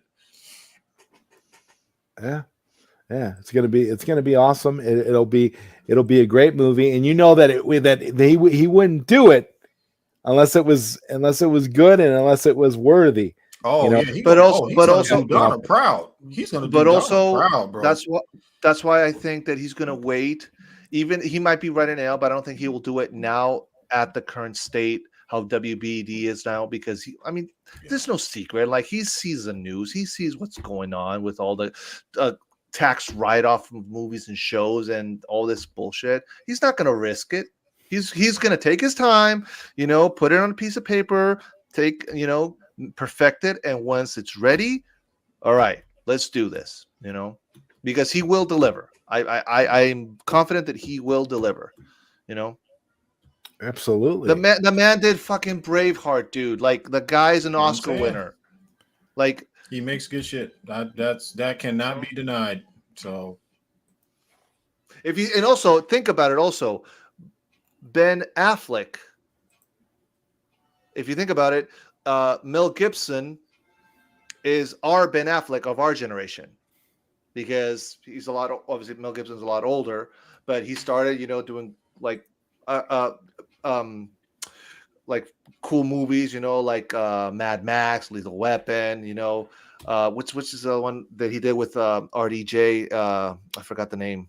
It was a pilot. Yeah. Air America. And there you go. Shit like that. He got good movies, and then obviously he got into directing. Ben Affleck the same. So these are guys, and they're both Academy Award winners. These are guys that started on the bottom of the bucket and worked the way up into that level of prestige of cinema filming. They've got their and they were at the right studios. And WB was, man. Let me tell you something, man. The brothers Warner, they are turning over in their graves right now. I am. For sure. Bro. They're like, what did you do to our company, man? They started this company with all tour filmmaking in mind. That was their mandate. I don't know if you read the history of WB and the brothers, but I have. And that was their mandate. That was like, we want to make quality good shit. Do you have the book? Is it a book to you? No, it's a book. It was just something I was reading online. It was something I was reading online. Do you still have it? Do you still have that link? It was a link. I'll find it. Yeah, I'll find it. All right. If you find it, send it so I can read. Send it to you. I'd be interested to read that article. Yeah, but they had a particular vision, for what they wanted for that studio, and you can tell by the movies they made. If you go back to like the late 80s or early 90s, they were responsible for a lot of the dope ass suspense thrillers that used to come out with the actors that were in their prime, like Clint Michael Eastwood, Douglas, Clint Eastwood. Have you ever seen you know which one I'm talking about? What was the one where he was the Secret Service agent? In the Line of Fire. Yes. Movies like that. They don't make film like that anymore, bro. They don't make that shit. A Perfect Murder with Michael Douglas and what's her name? Gwyneth Paltrow. Gwyneth Paltrow. Yep. Yeah, suspense thrillers and crime thrillers. They don't make those type of movies anymore. Was The Game also from The Game was WB? Was, I think Heat was WB. Yeah. Yeah, it's a lot of listen. Like this is the unfortunate part, that we don't get this type of quality anymore, because it's about agenda, it's about politics and checkbox here and there. Like, listen, I don't care if the story is Unforgiven. Great movie. I'm saying WB. When people said I'm a director and I want to make a movie, WB was like the first place they went. I'll tell you another good one. They did it right here in my hometown in Boston. Mystic River. Another one. Another great cinematic masterpiece. Sean Penn's acting in that was and what's his face? What's his name? Tim Robbins. We got Tim Robbins, Kevin Bacon, Lawrence Fishburne. They don't make movies like that anymore. They don't. That's why I collect physical media. I'm like, I know this stuff's gonna disappear. They're gonna stop. I'm just like, nope. That's why I collect physical media, man. Do you still have a Laserdisc player, Charles? No, I don't. I had to ask, because I've been watching a lot of videos on Laserdisc players lately, and I remember I had several years ago, I bought a Laserdisc player for a friend of mine for a birthday gift. Almost not quite as a prank, but kind of just like out of like a nostalgia kind of a thing. I got a good price on it, and I sent it to him, and I ordered him the live action film adaptation that first premiered on HBO of Fist of the North Star. And the copy of Fist of the North Star that I sent him, what made it funny was it was the movie, but it wasn't with the English dialogue. It was the Japanese Laserdisc with the voice, with all the voice acting the Japanese anime. The Japanese anime voice actors did the voice for the Japanese version of the disc, and I sent it to him so he could watch it. And he was like, he's like, I tried to watch Fist of the North Star, but it was all in Japanese and there was no subtitles. I said, well, if you're, and I told him, I said, well, if you're a big enough fan of Fist of the North Star like I am, you already know the story, and you don't need the subtitles, and you can enjoy it just the same. Exactly. So and just in case anybody on the funny. chat doesn't know what a laser disc is, think of a CD only bigger, but the size of a record player. Size of a vinyl record. Vinyl. It's just like a big vinyl record. It looks like a CD, only as big as a record, and it literally slid in. A thing opened up and it slid into a big old disc player. And lately, a lot of people have been getting back into laser disc collecting. For the main purpose of the availability of the original versions of the Star Wars trilogy before the special editions, and before Lucas went in there and started editing. I had a laser disc player. I bought a laser disc player from a guy, and the very first laser disc that I bought was actually Terminator. Okay, yeah. Oh, before I forget, you mentioned one of your favorites is Terminator, the OG. Terminator. Yeah. Mine is RoboCop. Is it? There you go. Terminator is I don't care how dated it is. I don't care. That is my favorite movie of any movie of all time. That's my jam. Like those two movies. Also T2 obviously is. So I have a poster of RoboCop in my right here in my basement, and also I have T2.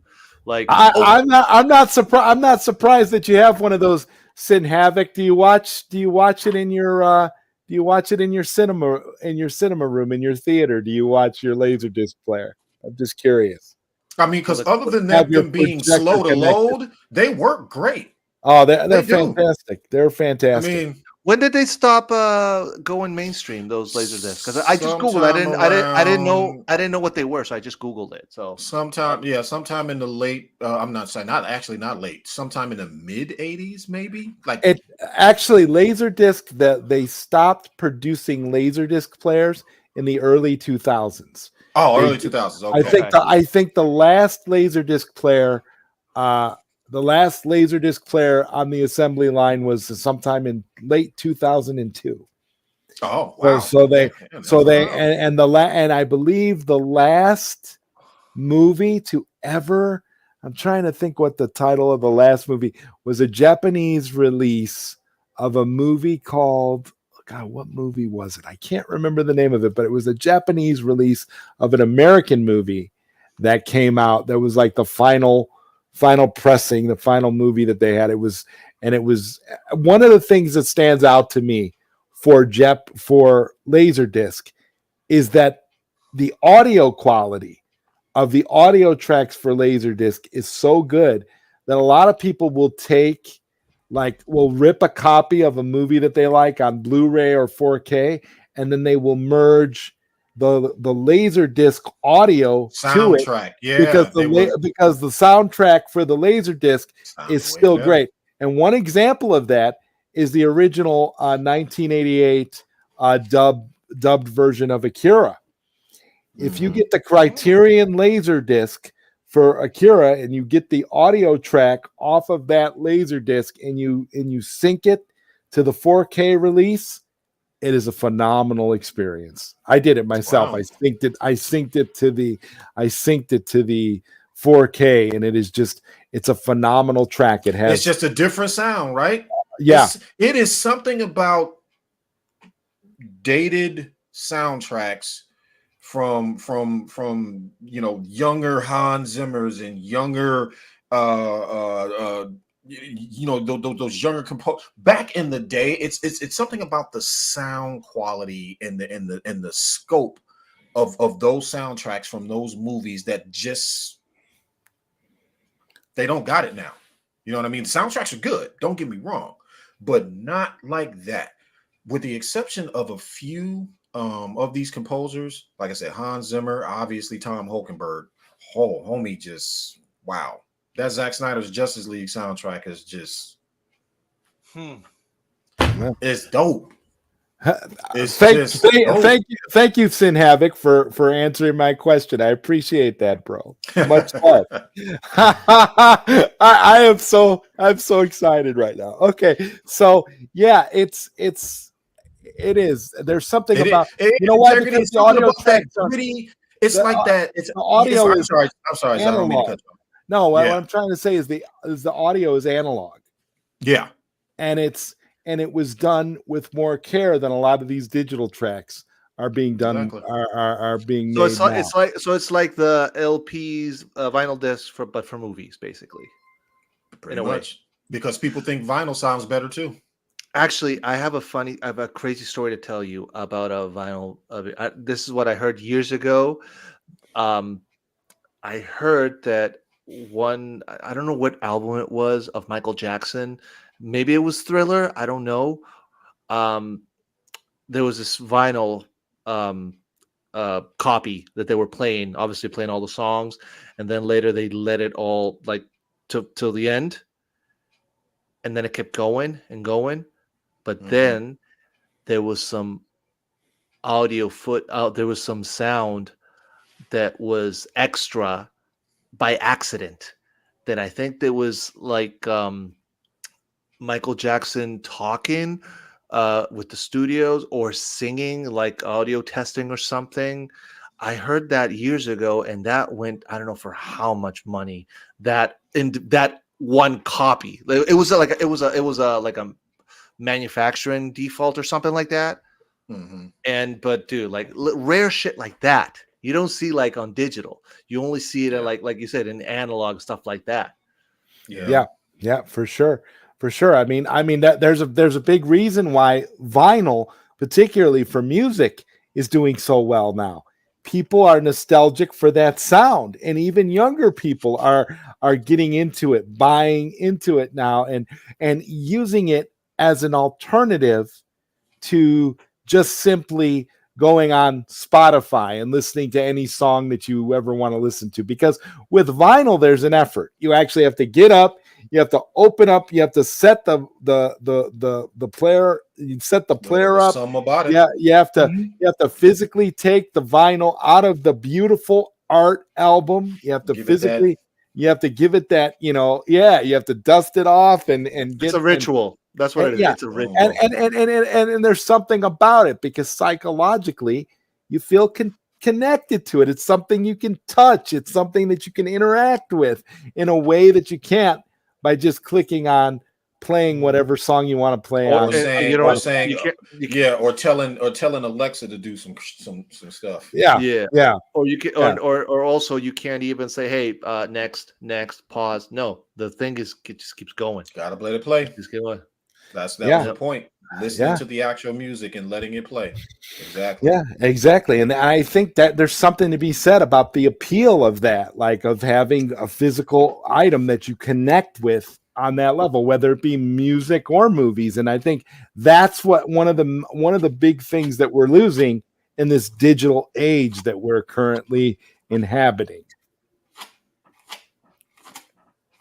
So I guess to wrap it all up, since I have you both here, I have to say this has been a wonderful 2 weeks of late night Q&A.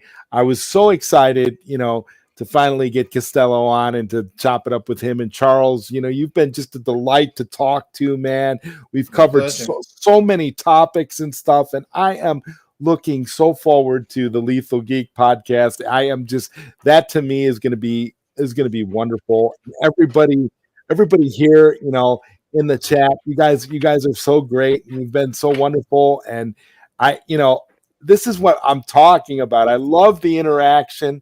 I love the family atmosphere. We don't have any trolls in here trying to derail things. And if we do get them, we find them and we remove them accordingly. And that's the important part, because we want to have these intelligent discussions, and we want to be able to talk amongst each other about the things that we love and exactly and have a whole conversations. Yeah, that's it. That's all I want. Exactly.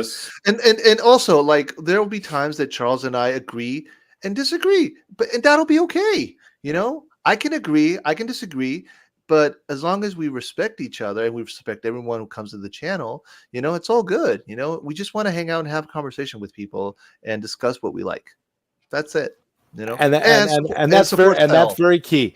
It's very key to be able to be.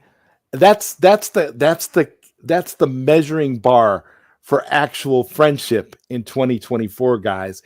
If you can actually have a conversation and disagree with each other and still be respectful enough to continue to be friends after you disagree. Because nowadays anybody disagrees with anybody about anything, and it's just it's like, oh yeah, you're not my friend anymore. And that's the problem.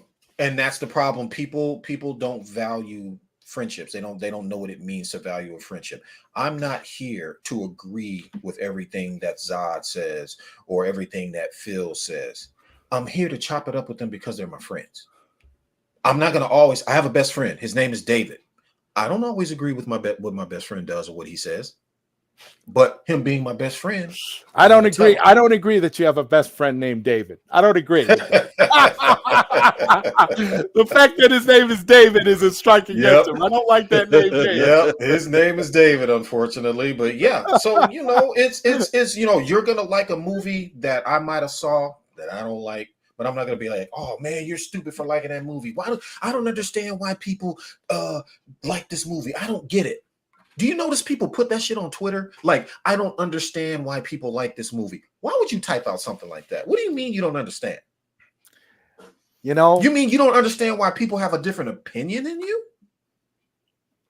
Is that what you don't understand? A wise man once said, okay, if you want to see what a man is really made of, you make him angry. There you go. And you find out what he's about. You find out what what makes him tick. What's the real thing? Or conversations like anybody who likes this particular movie is stupid. Word. And then when did you become the foremost authority on what somebody should like? Tell me that. When did that happen? Thrill me. Dazzle me with your lies. Not only that, I don't also understand it. Not only that, but also like, okay, so we like Zack Snyder's movies and you trash us all the time. Okay, how does us liking Zack Snyder movies affect your day-to-day life? How does it affect your wallet? How does it affect your day-to-day activities with your family? How does that affect you emotionally, physically, everything? Please break that down to me word for word. How is it going to help me do my job? How? Mm-hmm. It doesn't. It's an inability. It's an inability to cope. It's an right. I have to wake up in the morning. I have to see the stupidity, and God, I am tempted to just wail on them, but I don't. I just ask pertinent, intelligent questions, and I say, okay, let me give you a scenario. Does this make sense? Does that make sense? Then why are you doing it? That's how I leave it now. Like the way you handled Southbound. That's all you were doing. And the only reason you were raising your voice was because the man wouldn't shut up long enough for you to get your point out. That was all it was. He just openly said that we have something against James Gunn. Like,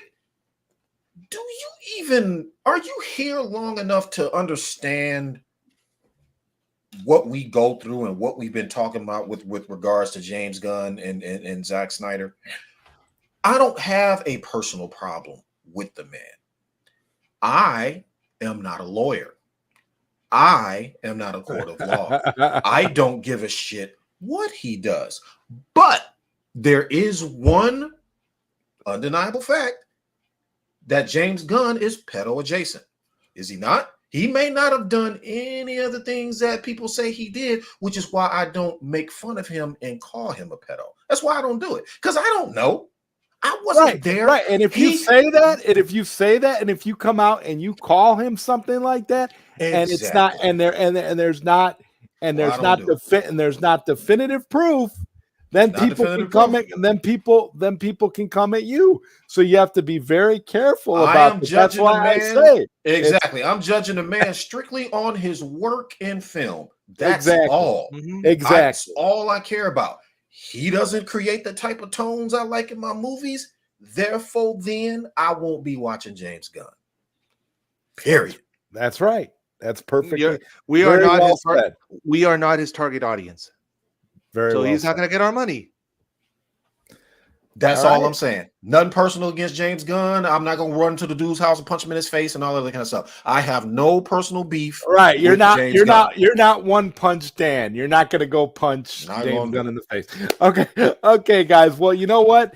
I want to go ahead and get your guys' final thoughts, and we will wrap this up. And we'll All right. start with you, Costello, since you were the special guest who came on here to join your partner. Man, what's up? No, dude, like I said, I mean, thank you guys for inspiring us to like do this, like I said before, we're doing this because we just want to hang out with you all and just just talk about things that we love.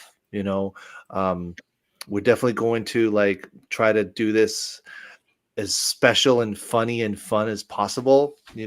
We might screw it up at the beginning because we're still new to this YouTube.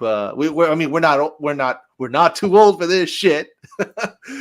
Yeah, like we might, the first videos might be here and there, but again, practice makes perfect. So bear with us, while we grow and figure this YouTube game on. And like I said, everyone's welcome to join us. But if you trash in our house, we're going to kick you the fuck out. Fair enough. Awesome. And you, Charles? He pretty much said everything that I was gonna say. But messing up, if we do mess up that first, that initial ride, that maiden voyage of the podcast, hey, it's gonna be the part of the charm of the show. But I personally believe that it'll be our finest hour, Phil, and I'm looking forward to it. And like I said, our rules of engagement are relatively simple, man. Respect each other. I love all you guys. I never imagined that I would be sitting right here doing something like this, especially at my age. This is, podcast people are generally younger than me and they getting it popping off, and not a 51-year-old, but here I am. So I'm glad to know that there are people. I'm going for 41, so don't worry. We're not too old for this shit. And on that note, we should put that clip also. We're not too old for this shit. We should do that one. Exactly. That would be great, guys. Just follow the ROEs, man, and respect each other. You can talk about whatever you want to. Like I said, it's gonna be, it's obviously gonna be DC focused, talking about Zack Snyder, AFSP, all that good stuff, all the things that make the cell movement what it is. But yeah, come in here, chop it up, talk about what you want to, what you like, what you don't like. Just respect each other. No politics whatsoever. That is a hard and fast rule. I don't care. Hard and fast rule. We are here to get away from that shit and talk about the stuff that we love. Awesome. So, Charles, right. one thing, one last thing. Just do that. This just occurred to me, Charles. What if we also, like, once we're up and running, also we do like we can do a poll, like a weekly poll with people. Hey, what would you guys like for us to talk about? What movie would you like to dissect? What comic book would you like us to review or something like, have also the people, tell us, hey, what you guys want us to talk about with y'all, so stuff like that, so little ideas like that. But yeah. Awesome. Great. All right, guys. Well, I want to thank you both for being here. I want to thank everybody in the chat for also being here. Everybody, this was a wonderful, wonderful show. Like I said, one of the best 2 weeks of Q&A I've ever had. I'm really, really looking forward to your show. I can't wait. And next week, I'll have a Dega Outlaw on with me to talk about the books he's written, to talk about his career. He's a former doctor and he is an author and he's done quite a bit of stuff. I'm looking forward to chopping it up with Adega next week. So be here for that on Late Night Q&A. And we are definitely looking forward to the Lethal Geek podcast. When you guys, I'm going to be promoting the hell out of you guys as soon as As soon as you guys give me the go ahead, man, I'm gonna be. Well, yeah, we can. Like I said, we're working on the logo and all that, but yeah, we wanna throw some stuff up on our Twitter pages that just say something like coming soon, under construction, something simple. Oh yeah, to let you everybody guys know are what's up. So yeah, it's gonna be great. I'll be doing my part to promote you guys because I cannot wait. I am so hyped. You guys are awesome. Thank you again, everybody. Good night. absolutely. Good night. Good night, chat. Love you guys.